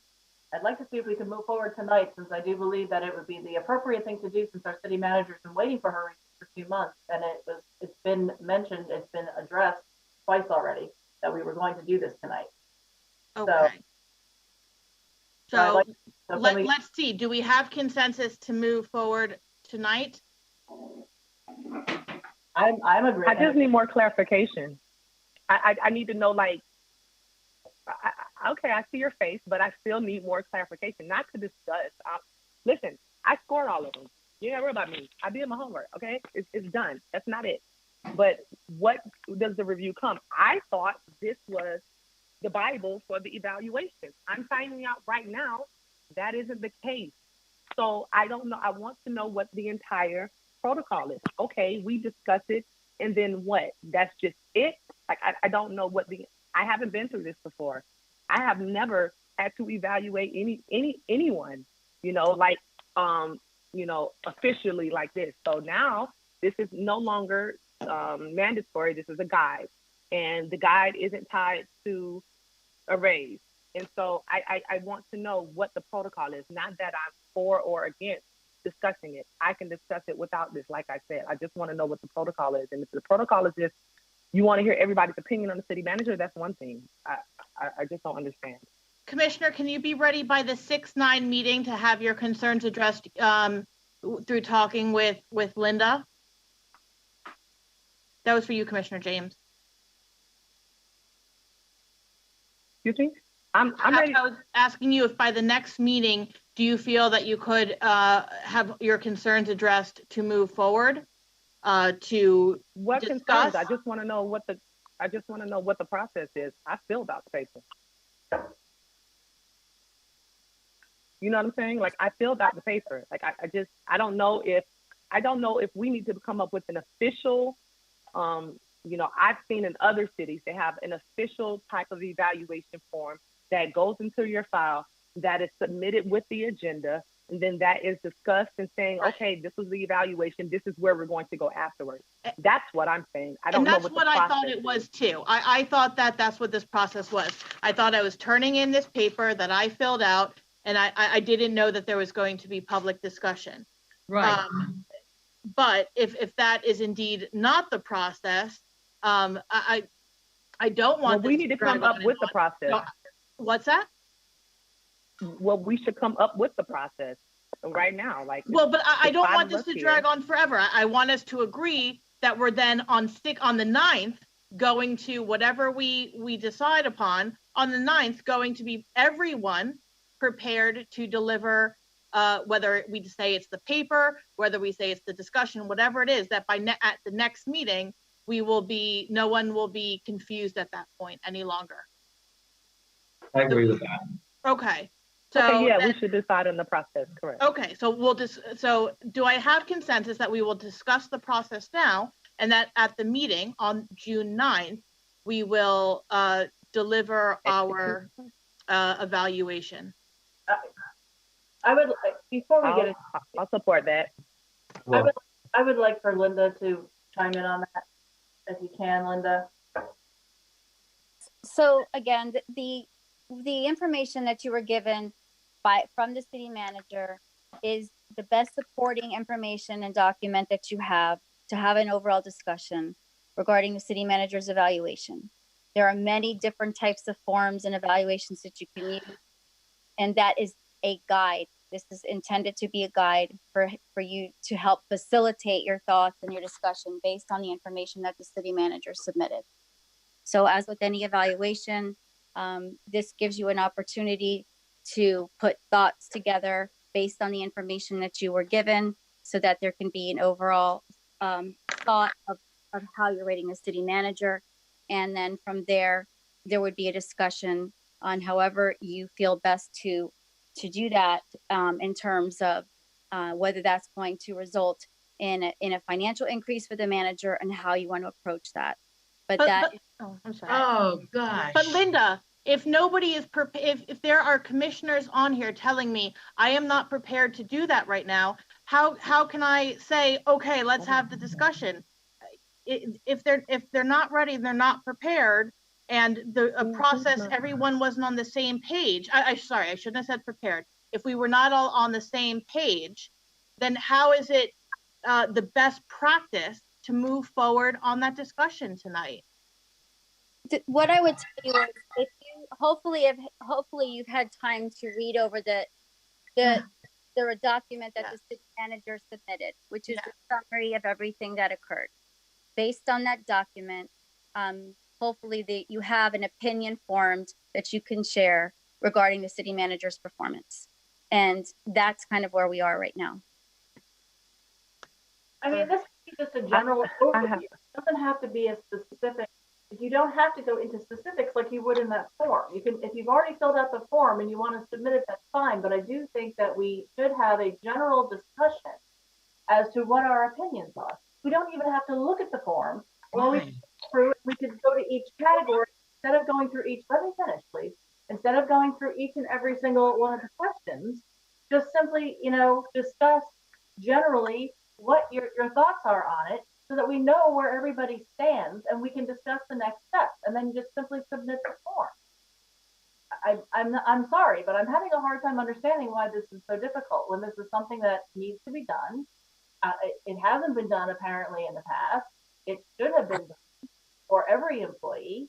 And I understand your need for wanting to have a process here, but I think generally, we all know, it sounds like almost all of us have already completed the form. So I can't have the general discussion to discuss what our overall thoughts are on this, so that we can move forward to the next step and make a decision as to what we're going to do, if we're going to recommend an increase or not, if we're going to, and if that's the case, how much and when, those sort of things. So, I mean, it's just the way that things are generally done. And it's a little bit different because there's 5 of us as opposed to 1. But it needs to get done. And if we just keep pushing it down the road, then it's, this is never going to get done. So, Commissioner Brandemar, you have your hand up. Why must everyone else know what you put down on your paper? Why? Somebody tell me why. Well, if it's going into her file, it becomes a public record. But no one said it went into her file when Commissioner James asked that question. If you wanted to, I believe it can, but I could be wrong on that. I think it goes into the file, doesn't it, City Attorney? Again, I hate to use this word, the guide, but that's all that is. And she's made it very, very clear, Linda. So no one has to turn it in. If you don't turn it in, it doesn't go anywhere. It's not a public record until you share it with someone. Once you do that, it is a public record, and anybody can. So all right, I understand that, but if I don't like something, I'm woman enough to go to Anna and tell her what it is in that category I don't like, but I will not do it at a commission meeting. Okay. And I think that the residents here would agree. You don't do stuff like that. What is this, a new age thing that I want to tear her apart for something that I maybe hate that she does, or glorify her for something that Tamara don't think I should be doing? I'm not turning it into anyone except the city manager. And I want to go on record right now as saying that, because all this is about is this. Everybody gave her a high grade or whatever it is, so let's give her the maximum we can give her in her pay. It's all about a pay raise and nothing else. It isn't about whether or not she cares that I have a category there that I feel that she fails in or she excels in. It ain't about that. This is all about money, and you all know it. Well, it might help if I can tell you I'll just briefly tell you what her contract says in a couple of pieces of it. Any increase in the annual base salary, which I think you know what that is, right? Other than is provided in 5.2, the salary is supposed to be adjusted at the rate of 3% at the beginning of each fiscal year, at the same time and manner as all the other employees. So October 1, if you don't make a decision, she will automatically get a 3% increase effective October 1. If she's entitled to it, she should get it. Period. If you don't make an evaluation, if you don't conduct an evaluation, she gets 3% automatic. If you do an evaluation, you want to give more or less, you have that option. But At that's times that we're even hesitating to give $2,000 to somebody, I would not give more, period. So if Anna's entitled to it, she should get it. That's why you want opinion. There's the opinion. More when we're cut down every charitable organization and in the COVID times, no more than that. She already gets $200,000 a year and $6,000 in expenses. That's more than what the guy that runs Miami gets. But her raise, she's entitled to it. I'd be the first one to say, give it to her. Commissioner James? Yes. Wow. So from hearing all of the conversation, it's very clear that there wasn't a specific process for it. Not that we can't have a discussion, but there wasn't a very specific process for it. I would like, as a commission, to set the rules. I, for one, am now very disappointed that we have an evaluation that was copy and paste, and it's not ours. I would rather that we create it, because clearly it hasn't been done before. We create an evaluation that is ours and that we do fill out and that is submitted and that is a part of the public record, or whatever you want to call it, or a part of their file. I think that we set the rules. If you want to have a discussion, we set the rules of what this is going to entail. If you want to discuss and see how everyone feels, I'm okay to do that as well. But I think that we as commissioners, we are the policy makers. So we need to make the decision on how the policy will work. So we won't be in this position again. Not, like I said, it was very unclear. I understand the intent, but the execution of it wasn't great. That has all of these blank lines that doesn't tell, the evaluation period, that doesn't give, when it should be returned, that doesn't give the specifics on what's going to happen next. I didn't know, that we were going to be discussing whether or not it was a raise or not. If it's the same raise that everyone else gets, that's one thing. Are we talking about giving more than what the other employees are going to be making? I absolutely would never consider that, especially during this time.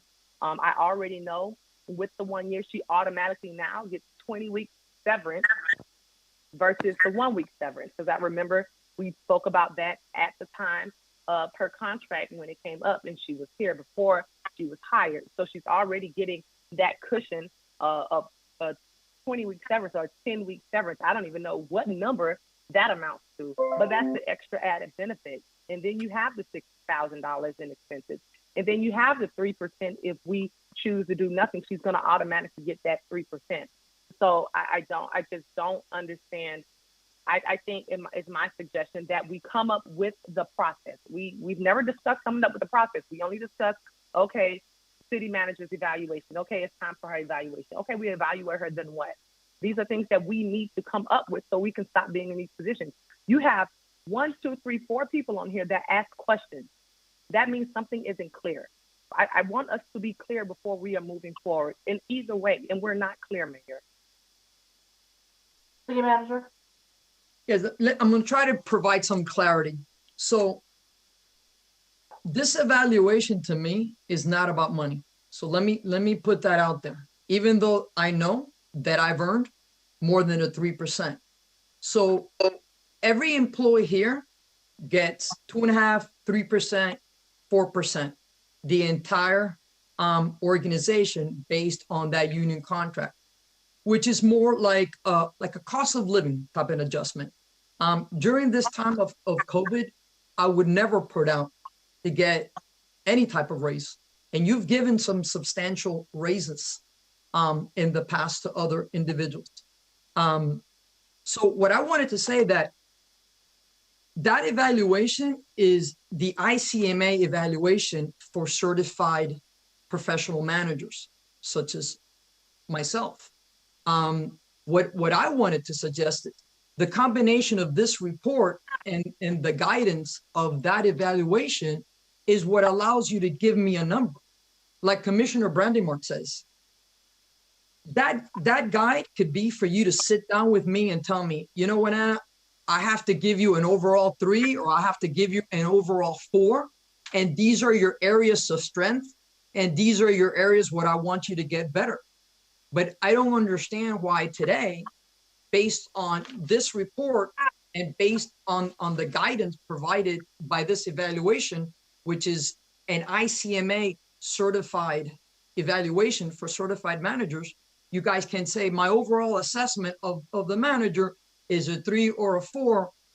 And like Commissioner Bradley Mark says, I'll sit with her one-on-one and look at areas of strengths and areas of weaknesses. I also want to let you know that I don't get the additional monies for insurance. There's several individuals that are on a family plan. For example, if I were to be on the family plan, you would contribute approximately $22,000 to $25,000 a year. I don't have my $500 a month expense account that other folks have. So basically, this is an opportunity in the future as we look at next year's budget to see, in addition to that 3%, you know what, could we give the manager a 5% if the budget for 2021 sustain it? Instead of giving me money, you know what, maybe we could give the manager an additional week of vacation, a one-time appropriation of vacation. So there's a lot of things that can happen that are not directly associated with giving me a 5% or 10% or 20%. That's not what I'm asking. I'm asking for growth and the opportunity for you guys to tell me, hey, manager, these are your strengths, these are your weaknesses, but overall, we think that you're a B- or you're a B+. Because I really think that if you look at anything, you look at this, and the guide just provides you an opportunity to merge these two things and come up with a number. And I think the details you could discuss with me on areas of strength and areas of weaknesses, just like Commissioner Brandenmark says. Commissioner Harris? No, I don't have any problems with the form, but I would just like to add to the narrative, going through these COVID times and what, based on, the outstanding results that we had today, and include that in the evaluation and then make it due at the next commission meeting. We'll have it ready. We're living in unprecedented times, whether it's money or vacation days. I'm favorable to both of those because, everybody's been working 24/7 for the last couple of weeks, since March the 15th, actually, or maybe before that. So I know the city managers have always been available to me 24/7, 7 days a week, daytime, midnight, 6 a.m., all of those things. So I have no problem with the performance, but I would just, at the end where it says a narrative, I'd like to write my narrative and include a couple of extra things that are not on. That's all. Vice Mayor? Hi, okay, so I'm just trying to move this along. So what I would like to propose is that at the next meeting on the 9th, everyone comes in with their form filled out. You give your short evaluation, you give your number, and then basically what we were thinking was perhaps going to have today, since everyone isn't prepared to give their number. And then, I guess from there, if we were going to talk about provide any extra raise or other benefits, we could talk about that at the end once each commissioner has succinctly given their short evaluation based on the guide, a number, and then we'll have a group discussion. Would that be acceptable to the rest of you? Yes. That's not on me, but I want to make sure that we're clear, though, that and I will get to you in a second, Commissioner James. I know you have your hand up. I want to see if we can narrow this further and say that the evaluation would include not just the number, but basically strengths, weaknesses, areas of improvement, and just any other additional comments. We're not going to go line by line through the form. Okay, so I like what you just said there. So strengths, weaknesses, suggestions for improvement, and a number. And general recommendations or general discussion. All right, general recommendations. Just want to make sure we're not going to be going through each person. A, B, C, D. I agree, 100%. Okay. No, I think that's a very good idea. and everyone will know what to expect for that discussion. Okay, and when we're done, we can make recommendations based upon what we've all. Right. Yes, Okay. agreed. Commissioner James? Nothing. I just don't, I want to make sure we're not adding anything or taking anything away without, so we're going to use just this as is, and this is going to be our official document that we turn in that goes to the files and all of that, correct? I want to be clear on the process. I think so. She said it's an ICMA.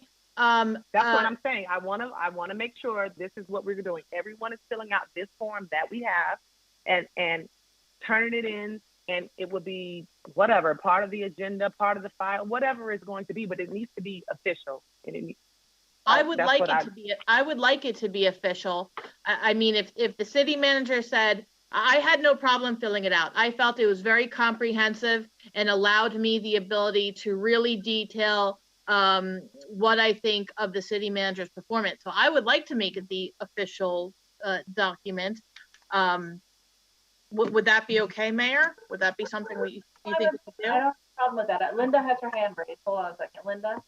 Yes, I just want to remind everyone that when the intent of putting the document together was to make it a guide so that you can have your own evaluation done, so that for your own discussion purposes, and that it was the intent of it, but not to have that shared as the city attorney pointed out, that was a working document for yourself. So not. Well, I'm okay with saying that I vote for this to be the official document as a commissioner. I don't know what we all are else doing, but we're okay. We make that decision, so I don't understand. ICMA. Let me just clarify something briefly. City attorney, is there an issue if it is made an official document? Is there? No. Again, I think there may be one or more commissioners that don't want to submit a document, and they don't have to. Thank you. And anybody who wants to submit one, once you do, that's fine. It's a public record, and it goes in her file. If that's what she's okay with, that's permissible. Is that what happens in the ICMA? This thing is submitted and put in a like Commissioner Brandemark says, you can submit, but you don't have to submit. You don't have to. That's right. That no one has to turn this in. This correct, is correct, and I can always write a narrative if I have to counter anything that was written about me. So that's generally the way that it works. Is there something correct. The employee dispute with something that's said, they're entitled to give a response. That is correct. That sounds very fair to me, and it sounds very thorough to me, and it sounds like something very a good way to move forward in it. So I would be very in favor of that. I heard that Commissioner Harris gave a second. Yes. All in favor? Aye. Any opposed?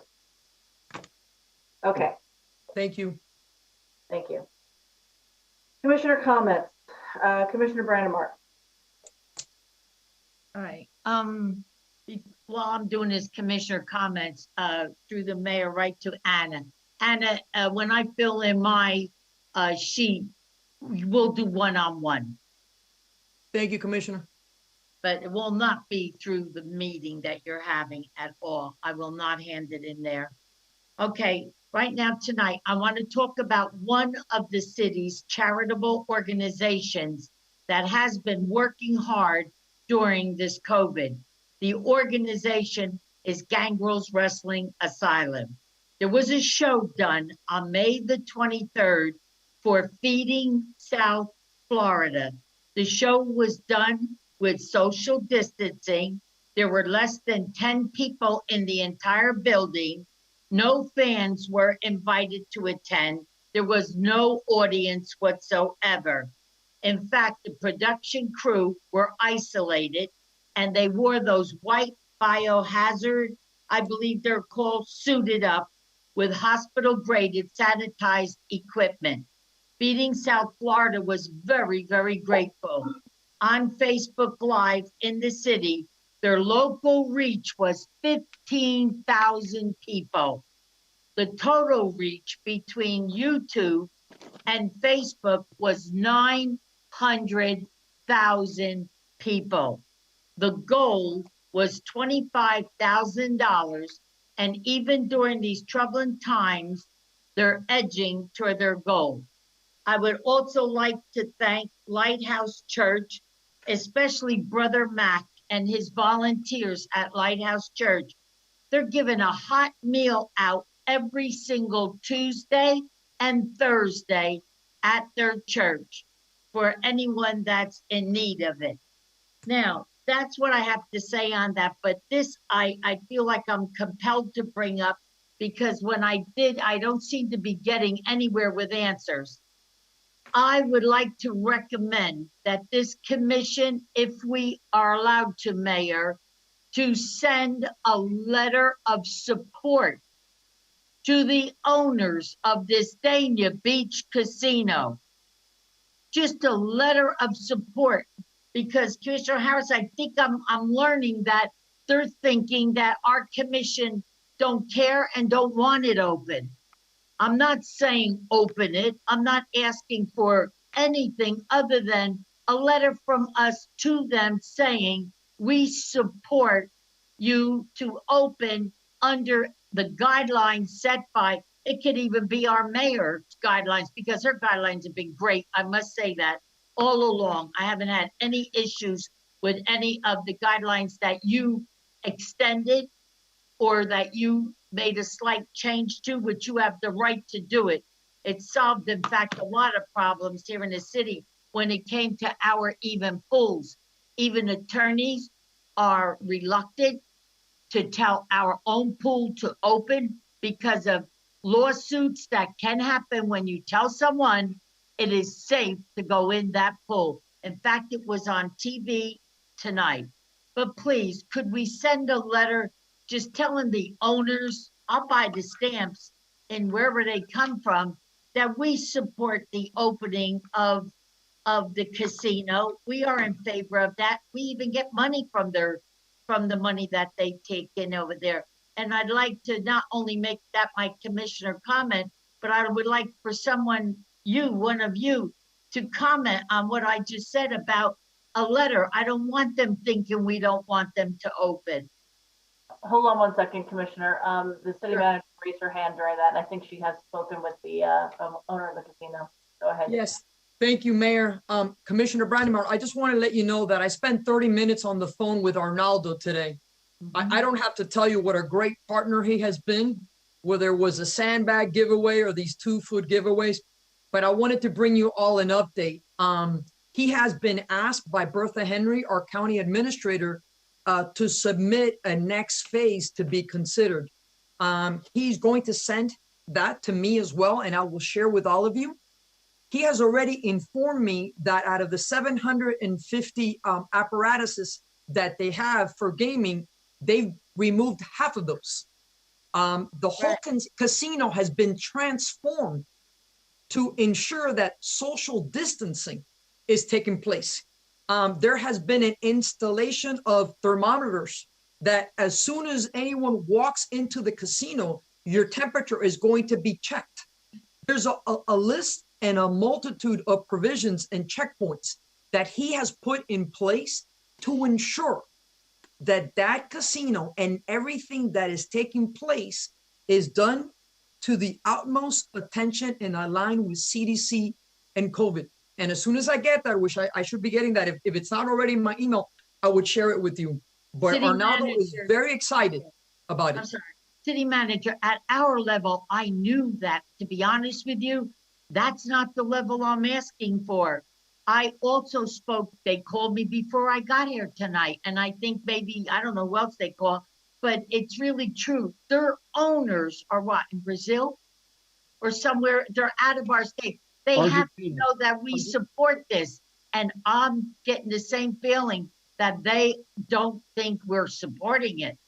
I understand working at our level with the most that the mayor can get done and the rest of you, but I think a letter of support for the casino opening would go a long way for both Ronaldo and also for Josh. That's my opinion on this. And I told them that I intended to bring out this to all of you tonight. Thank you. That's all I have. Commissioner Harris? I agree with Commissioner Brandamarte. I too talked to the Arnaldo Suarez today and talked about the CDC guidelines that they'll be ready to be opening. And in addition to that, he said he's going to hire or from furlough about 70% of the employees that were laid off. So that's good as well. And as far as a letter to the casino owners, yeah, the Dania Beach Casino for years has been a consistent partner with the city for letting us use their parking. They enhanced the quality of the neighborhood with landscaping. They let us use their porta cache and everything for the last couple of weeks to keep everybody out of the sun, which was a huge savings for the food distribution. So yeah, absolutely. He does. I have no problem with drafting a letter and showing him the commission support. So, thank you. And you're up for your comments as well, so. Okay. No, it's, as we're still going through these uncharted troubled times, and somebody asked me today, okay, so a restaurant owner, so we're in at the 50%.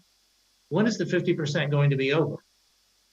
Well, nobody knows the answer to that. That's correct. Because it'll be over when it's over, when they say you can resume normal business. So, but for the meantime, it's 50%. She said, well, I can't get more than 20 people in my restaurant. I said, well, the CDC guidelines are 50%. We don't know how long this is going to last. So we all just have to do the best we can. And like we said at the last meeting, educate, mitigate, and enforce.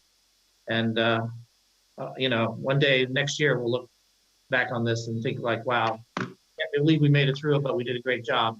So thanks everybody for their communication and their support once again. That's it. Thank you. Commissioner James, I know you had your hand up as well. Sorry about that. Yeah, no, well, is it my time for comments? Absolutely. Okay, awesome. I'll start from what Commissioner Brandamarte. Commissioner Brandamarte, we don't have to ask or have an entire commission draft a letter. If you want to draft a letter in support of the casino, you're free to do that. You can get a letterhead and you can write as the commissioner of Dania Beach your thoughts and your feelings on that. And that's something that I am going to do as well. I spoke to Arnaldo as well, and I do understand, and I've been there, and I know that they're only probably going to be opening the slot as well as the restaurant. It's not going to be a full, type of operation. And of course, he spoke about the thermometers, he spoke about the extra lighting, he spoke about the extra signage, and so I think that we do want to save such a huge investment in our city. That had just been remodeled, just had been reopened, and if other businesses are going to be reopening, I think that we can definitely, show the support if we want. So you can individually write your letter, because I'm going to individually write mine, and I will send it to him. And maybe, I'm not sure if he wants to add this to when they have a meeting. I know they have a meeting on Friday, so I'll be speaking back with him on Friday. But I'll definitely be writing him a letter of support. I wanted to talk a little bit about Mr. JC, one of our longtime residents who turned 100 on Friday. It was the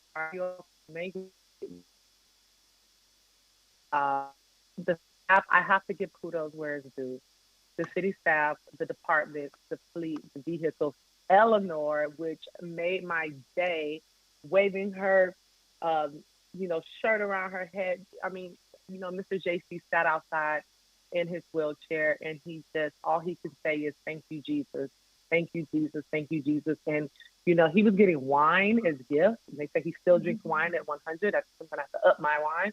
But it was just so special. And the amount of city employees who showed up in support of that. I really say thank you.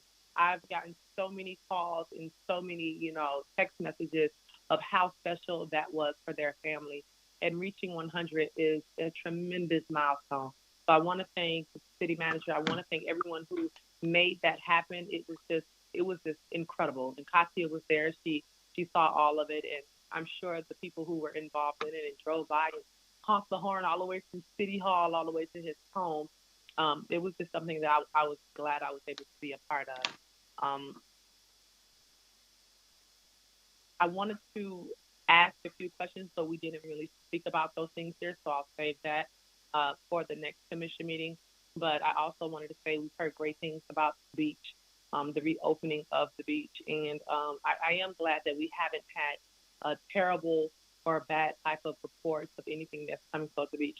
We are doing the best that we can do. There isn't a manual set for this. You know, the best way to survive anything is the willingness and the ability to adapt during these times, because we will have to think about things that are a little different, think about things in a more creative way, but we have to do so while being safe. I do want to ask what we are doing as far as summer camp for sure. I know a lot of parents have been reaching out to me. They want to know what's going to be happening. They want to know if we are going to do the 10-10-10. If we are not, a lot of parents are understanding that there was a 10% increase of COVID cases, and so they're concerned. They're concerned about being an essential worker, having their 4 or 5-year-old child, and nowhere for them to go. They're concerned about the safety of children if they come to our facilities and what that might mean in liability terms for us. So I don't have a for sure answer. And as a parent, I know that this week is basically the last week of school. And so I do want to encourage us to come to some type of a decision, whether we are or whether we aren't. But parents have to plan for their child and what they're going to be doing with their children. And I don't have an answer, a for sure answer to tell them other than, you know, we're thinking about this, but we're not sure yet. And I know it's very fluid, and I know things change every day, but we have to be able to make a decision, you know, once school is out, because that's going to be too late. And those are all of my comments for tonight. Thank you. Before we go on to the vice mayor, city manager, can I ask you about that with the summer camps, because that I believe has something to do with the governor's orders and that sort of thing. So can you please comment on that so that Commissioner James can have an answer to give to people? Yes, and I was taking those notes as Commissioner James was speaking, because our goal is to get to yes. I want to get to yes, whether it's a 100th birthday celebration that we can get staff involved. But the governor's orders, and Tom was actually discussing that with me. The governor's orders are very, very strict in regards to the camps. Out of the 31 cities, there's only one that's definitely going forward and moving. The majority of them are not, and the rest are really not making a decision until July. So the governor's orders is going to really be the difference. And actually, Commissioner Brandemart asked me, Anna, can we really guarantee that these kids are going to be safe in summer camp? And sometimes as much as I want to get to yes, and I've been talking to the vice mayor as well, that has even volunteered her time, I can't tell you that I can guarantee that we can have those kids in a safe environment. And I've been running camps for the past 35 years. So there has to be new CDC things that come up. Because even if we have one coach per 5 kids, how do you keep 5 kids separate from each other? We've heard from great organizations. The vice mayor just told me a couple of weeks ago that the JCC has canceled their summer camp. And JCC really sets the standards for camp. So right now, I cannot give you a definitive answer as much as I would like to give you a definitive answer in regards to our summer camp right now. So how do parents plan, or are we going to continue to telework? Like, what is, because that too, you know, if some of even our employees, speaking from our employees' perspective, if they have children and they're teleworking, that's one thing. But what happens when we go back to normal and these parents of these kids, they have to come into City Hall and work, but they have children and we're not having a camp. So what are we doing about that? When are we going back to being able to sit on the dais and have commission meetings? Or, I mean, we're opening, we're opening businesses for 60%. 5 of us in a room, I think it's not 50%. Or what's going to happen with the teleworking with our employees who have kids that are currently able to try and do both from home, but if they're having to come back into City Hall and there isn't a camp, they don't have any type of, activity or any safe place for their kids to be. And that's extremely important to us, Commissioner. And I've been discussing this with Linda. Our telework policy has really been working here at the city. You know, myself, Candido, Fernando, some of the upfront employees have been coming to work and we've been taking turns. But for the majority of the departments, like HR and finance, a lot of departments are continued to telework without an issue. So we would be taking all those things into consideration. We've even considered City Hall as a possible summer camp. So we're going to make sure that any employee that has a challenge with a child that can still telework will continue to do so. Most of the other 31 cities are not even looking at a meeting where everybody's gathering until maybe July or August. So we're going to take all that into consideration. Thank you. Thank you. Commissioner Brandemar, I know you have your hand up, but if you could hold off, I just want to get through the comments first, and we'll come back to the end, okay? Okay. Vice Mayor? Sure. I just had a few things jotted down. You know, it's really, it both pleases and amuses me sometimes when I listen to us talk about certain things, like when we talk about the chamber and the charities and things that are going on with the casino. Oftentimes I find we all feel very similar ways. We just have slightly different views on how to go about it. And, you know, more than ever, especially when you're in this time of where everyone has an opinion about if it's being done right or wrong, looking at the facts and not feelings, and depending on that. Everyone here is a public servant, and for all of our little squabbles, everyone who I serve with has a tremendous, and everyone I work with as well, I should add, has a really tremendous heart. There are no monsters that I work with that I can tell you about. So nobody is looking to cut out charities. Nobody's looking to shutter the doors of our chamber. Nobody is looking to not be of assistance and of help to our businesses. We love them all, and we just have different ideas of what's the best way to go about that.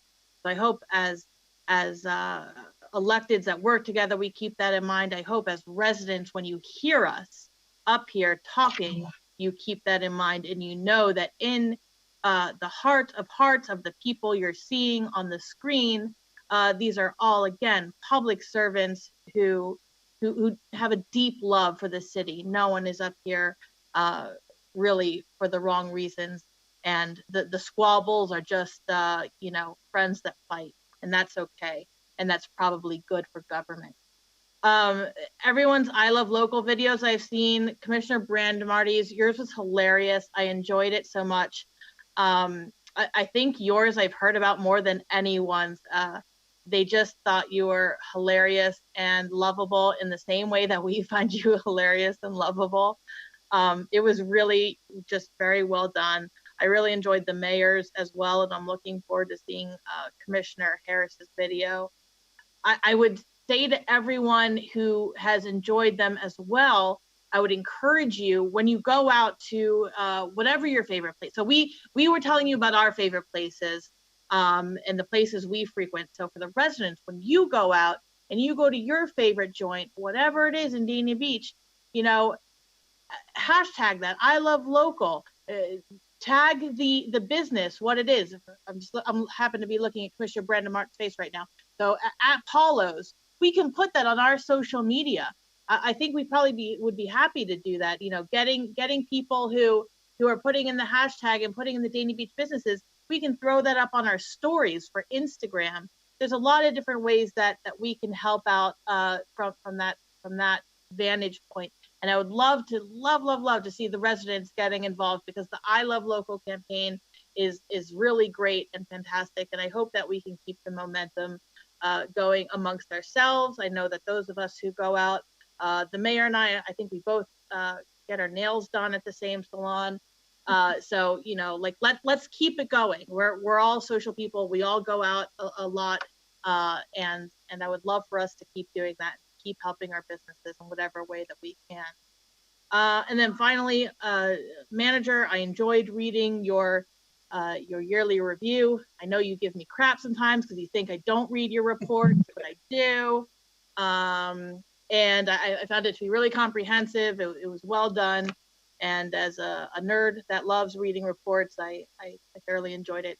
I look forward to next week doing your evaluation and tying that up. And I thank you for your patience and letting us do this process in the way that feels right for us.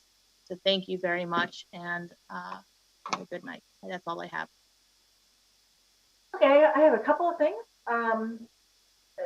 No updates other than the fact that we did reopen the beach and the pier. Active use only. The pier is for fishing predominantly.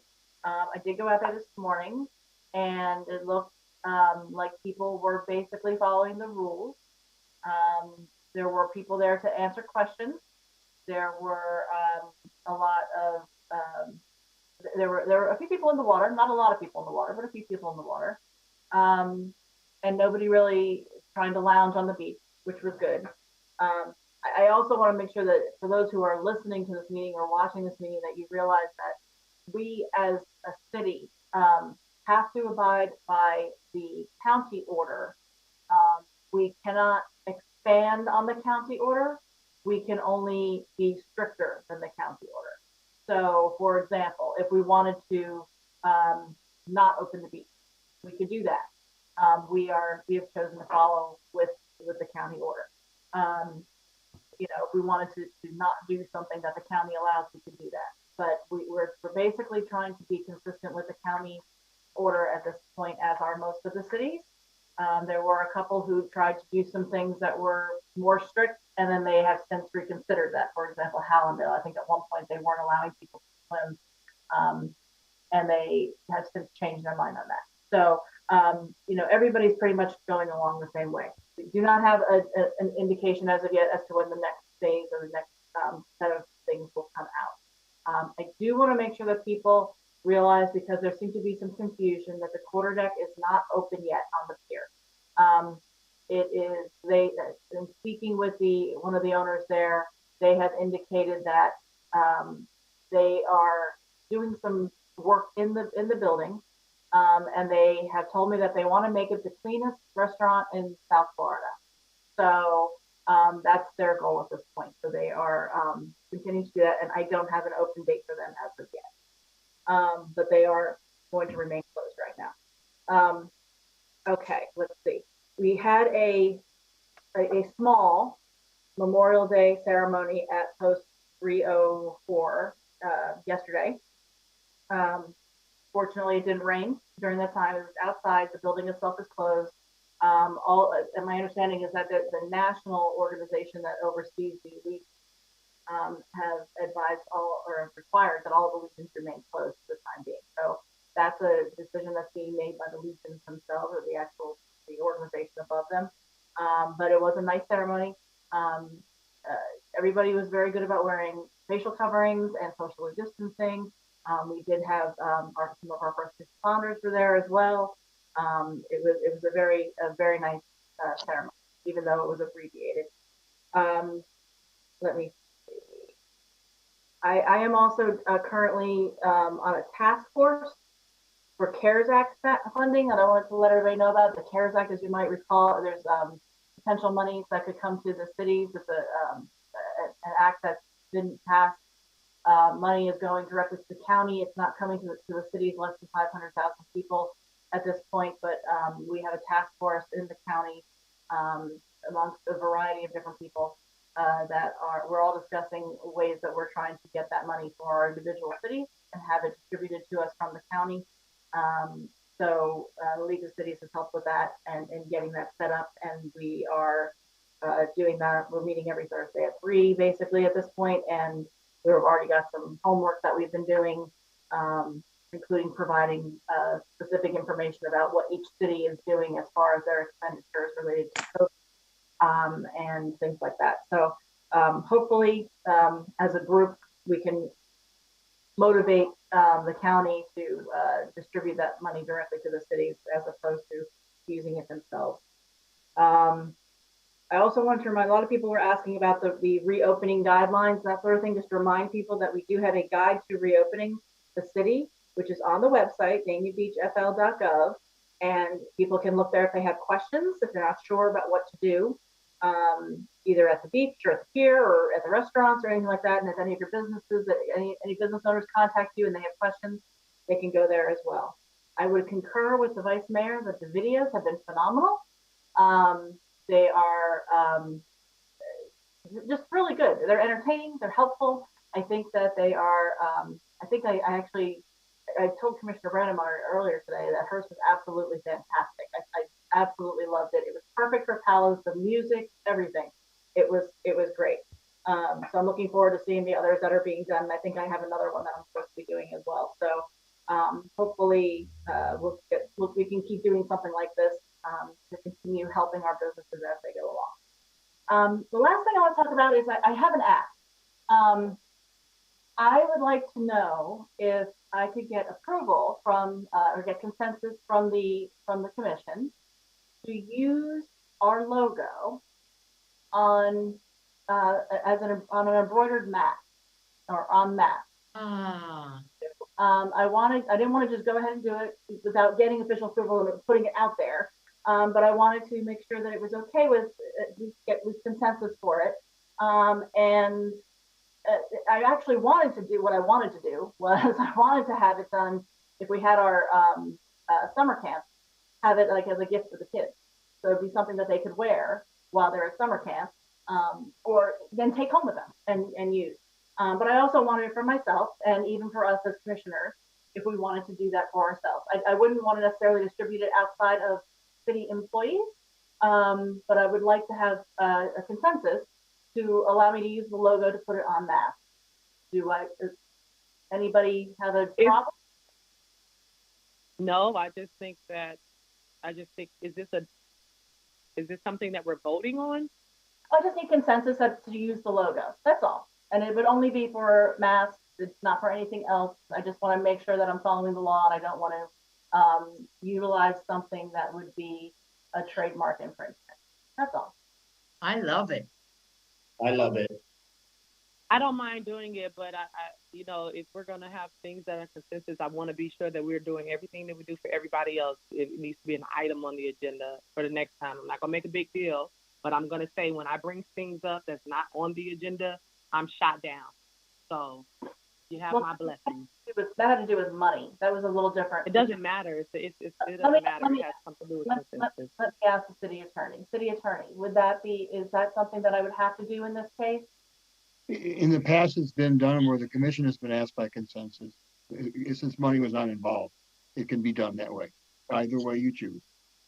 So I can do it tonight and just get consensus to go ahead. You can ask, yes, as long as there's not money involved. You're spending your own money, I thought, right? Yeah. So it's just the law, the state law requires no one can use the city's logo without the commission's consent. Right. It doesn't have to be formal. Right. However you choose to do it. Okay. It can be done tonight if you choose. Right. And it sounds like I've already have 3. You have 3. You had 1 for me. I just want us to all be fair with how we ask the stuff. That's all. Yeah. So, okay. So if I can get consensus, that'd be fine. I will tell you that even if I was going to have to throw them out, and I would if I had to, I did have some made. And I have 1 for each of you. So What color are they? Can I see it? The logo. Yeah. Oh, I love, is that black on the back? It's I love it. I love it.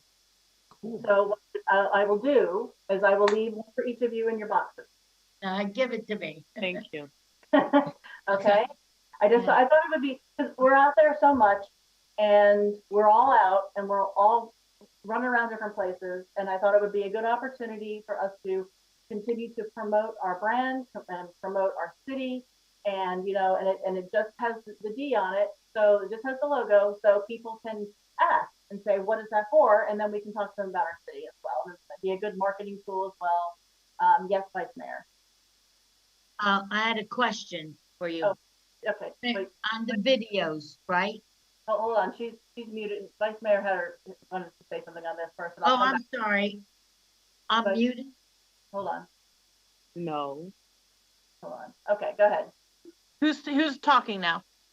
Go ahead, and then I'll come back to the commissioner in a minute. Okay, so I just wanted to say thank you. That was such a lovely thing that you did.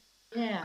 And then my next thing would be, well, is that something we could do for, not out of your pocket, but that's cost prohibitive that we could bring back and do for our public services who are out there? It seems, we have them all in wonderful updated uniforms. I don't think masks are going away anytime soon. I know that I have one for every outfit that I wear. So it seems like that would be wonderful if we could do that for our public services crew, and probably also the employees as well, since they are in such frequent contact with the outside world. City Manager Garcia, would that be something that's feasible that we could maybe bring back? Well, I'm sorry. I just want just one thing. I did ask about that because that was something that I was thinking initially. It's a lot of people, and I don't want us to get into a money discussion here. It might be something that we should come back with an agenda item if you want. Right, that's what I said. I said, is that something that we could bring back for next week? Oh, okay. I will. I'll bring it up and I'll tally the amount of employees and also the amount of frontline employees, so you all can make a decision collectively as what would be the investment. Thank you. Okay, and that was all I had, but Commissioner Brandamori, I know you had your hand up first. Yeah. Go ahead. Can I get them made and sell them too at the seniors? Think about it. It's limitless what the idea of the masks are. Anyway, no, it was about the videos. We mustn't limit those videos to just restaurants. Are we in agreement with that? I mean, hurricanes are coming. If one of you did a video on getting preparedness, you could do it with even, say, that hardware store. Pick up items in there. But let's don't limit it just to the restaurants. I think it should go to all of the businesses. I know there's an awful lot of them, but we're not just about restaurants. And I have a complaint about the restaurants, and I'll tell you what it is. Have any of you been to the restaurants out at the Point? The menus are so limited. They have limited menus. Yet if you go really like Shenanigans, I'm talking about, they still got their full menu. But the menus over there are so limited that you have to eat what they're suggesting, or you got to leave there. I don't know if any of you have been over there, but that's the way it is. So maybe I think I called a city manager. I think I was telling the city manager about it, and I asked her to talk to Kim. And you said you were having a meeting with Kim this week anyway. Am I wrong? That is correct. Yeah, but at least extend it. Every restaurant there had one soup. Are you ready? It was tortilla soup. That was the only one you could get at the 3 restaurants that I went to on Friday. You had either had that tortilla soup or tortilla, or you didn't get any. That was it. So please expand your menus. Commissioner James? Yes, I'm going back to the mask. I have an idea. For some time now, I've been saying how we should be selling merch. And so I think that we don't get it for our employees, but I think that we should find this as a way to create revenue. If we're worried about how much it will cost to be able to produce it, I think it should be a link on our website. There are a lot of ways of doing it. If they do it like with a lot of companies that produce it upon purchase, you won't have to have like a whole bunch in stock or whatever. There are different ways of doing things, but I definitely think we should have a shop now button on our website that could, in these times where we're talking about the budget shortfalls, I know it may not be a lot of revenue, but it can be something that people can start really wearing our brand. I know when we're wearing the brands now, people like, I want your shirt, I want your pants. And I know ours are custom because they come from a catalog, but we also need to be able to have like screen printing or whatever kind of printing it is, so where we can have those masks. That was a great idea. It was a very kind gesture. If we can get those, produced in a way to where we can sell those and monetize off of them, I think a lot of our employees wouldn't mind buying them. Neither would my seniors. And neither would Chicky Senior. They won't. People might like them. They're actually very nice. They're 3-ply. It's embroidered. They're washable. I mean, they're very nice. So You started something big. You just don't realize it, but you did. You started something big. And I meant it. I'll take 200 hats. We'll pay for them right from the senior club, as long as it can say seniors on it. Well, I know that's been a discussion, especially when we first rebranded. We were saying, we should start, getting shirts or something, or merchandise that we can sell. And since we have to start hopping on the things that are in. The masks are in. It's a thing. It's a trend. Mm-hmm. And so while it's in, we need to be able to monetize off of those masks. Maybe we start with an order of 50, and maybe they aren't embroidered because, the ones that we have maybe could be embroidered, but the ones that we sell for cost purposes are embroidered, and to see how that happens. So along with bringing back the item, I want to bring back also to see how much it would cost if we did that, so we can weigh out and see how it would go. I will tell you that the company or the organization that put this together for me, they also do them where it's like screen printed. Screen printing. Not all embroidered. Embroidered obviously just lasts longer. That was the main reason why I wanted to get it. Right. That's the best idea we've had all night. Okay. All right. So now we are on to appointments. I will throw out, I know that we have somebody who would like to be on the Police and Fire Pension Board, that a resume, sort of a letter resume, was sent around earlier today. It is Patricia Fasili. I know she's a resident. I'd like to propose that I understand, I will tell you that I've been told that she's interested in it. She just didn't have a resume, so she put something together so that we could look at it. But I put her on there. If I have her on there, if I would have a second on that, I would appreciate it. Second. What is the motion? To approve Patricia, I never pronounced her name correctly. But did you all receive the resume? I received like a piece of paper, like something with a few writings, but I didn't really see a resume. And that's a very important board. I would want to really see her qualifications. Other than that, I don't have an issue, but I want to be sure about who I'm approving for that board at least. My understanding was that she didn't actually have a resume. She kind of put something together to give us a sense of what her background is and what her experience is. Mayor, did she have any background with pensions? I don't think it was with pensions. That's really important there. Right. Because they also have, don't forget, a fireman on that board. Yeah, I would like to look at her, like ask her for her resume. I would like to. I was on that board, and they're very, very strict. They're a good board. I was on that board for 2 years. She was actually recommended by the administrator. So. Really? Yeah. So. That's. She must know something about pensions, no? I don't recall there being anything specifically about pensions being on it. Hold on a second, let me pull it up. Well, if you haven't all had it, I mean, if you just looked at it and you don't want to do it tonight, you want to take a look at it, that's fine. I'll be happy to go back and see if we can get something more. Just let me know. Yeah, anyway. I would like more information. That's fine. I mean, I don't think they're holding meetings anytime soon anyway right now. So, all right, so we can do that. Any other, anybody for complete count advisory?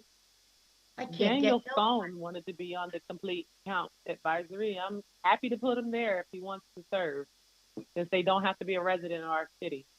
Okay. All right. Well, he's a resident, he says, but just not 6 months. Yeah, he recently moved back. Right. That's what I mean. Yeah. Okay, so that's one. Anybody for Creative Arts Council, Commissioner Harris? Not tonight. Okay. General Employees Pension Board, we haven't heard anything from anybody on that. Green Advisory, Vice Mayor, do you have anybody yet? No, I have for my planning and zoning. Oh, okay, good. Who do you have for that? For planning and zoning, Caleb Sharifa. Sheffa, and Tom, I just sent you an email with his address. Okay, thank you.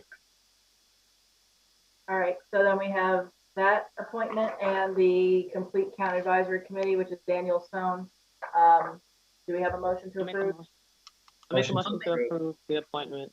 And a second? Okay. All in favor? Aye. Any opposed? No.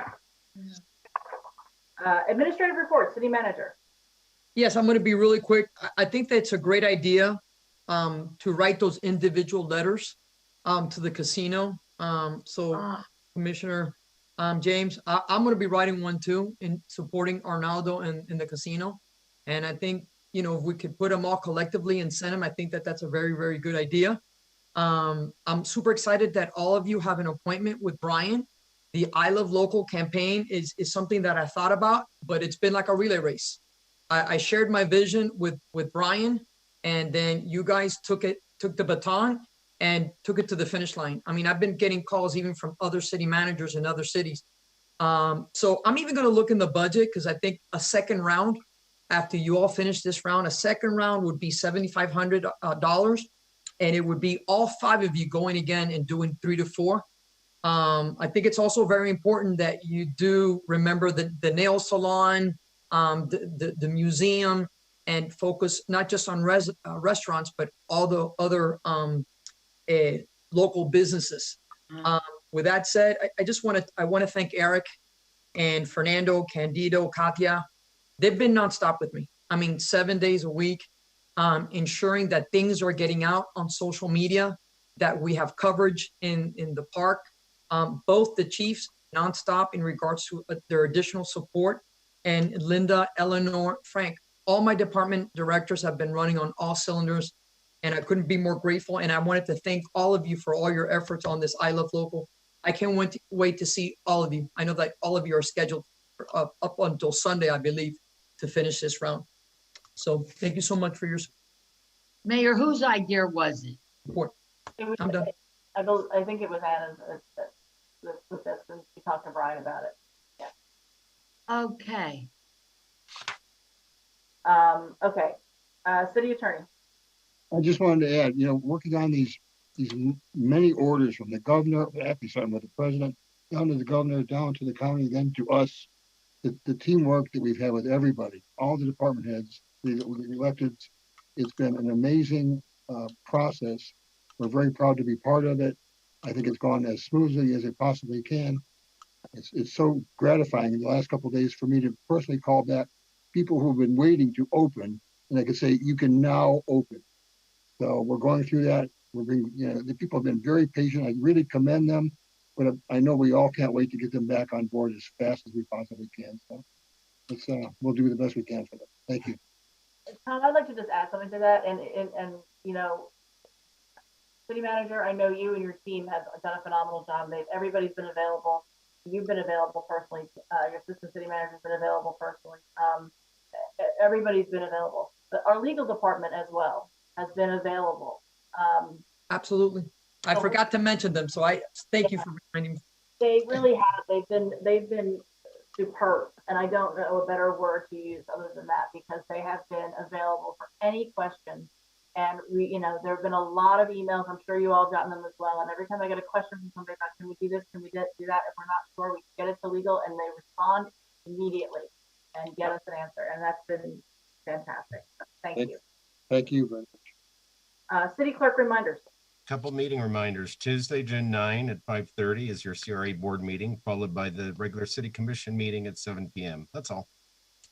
Thank you very much. And with that, we're adjourned, and I'll leave your mask for you. Thank you for the mask. Thanks. Thank you. Good night.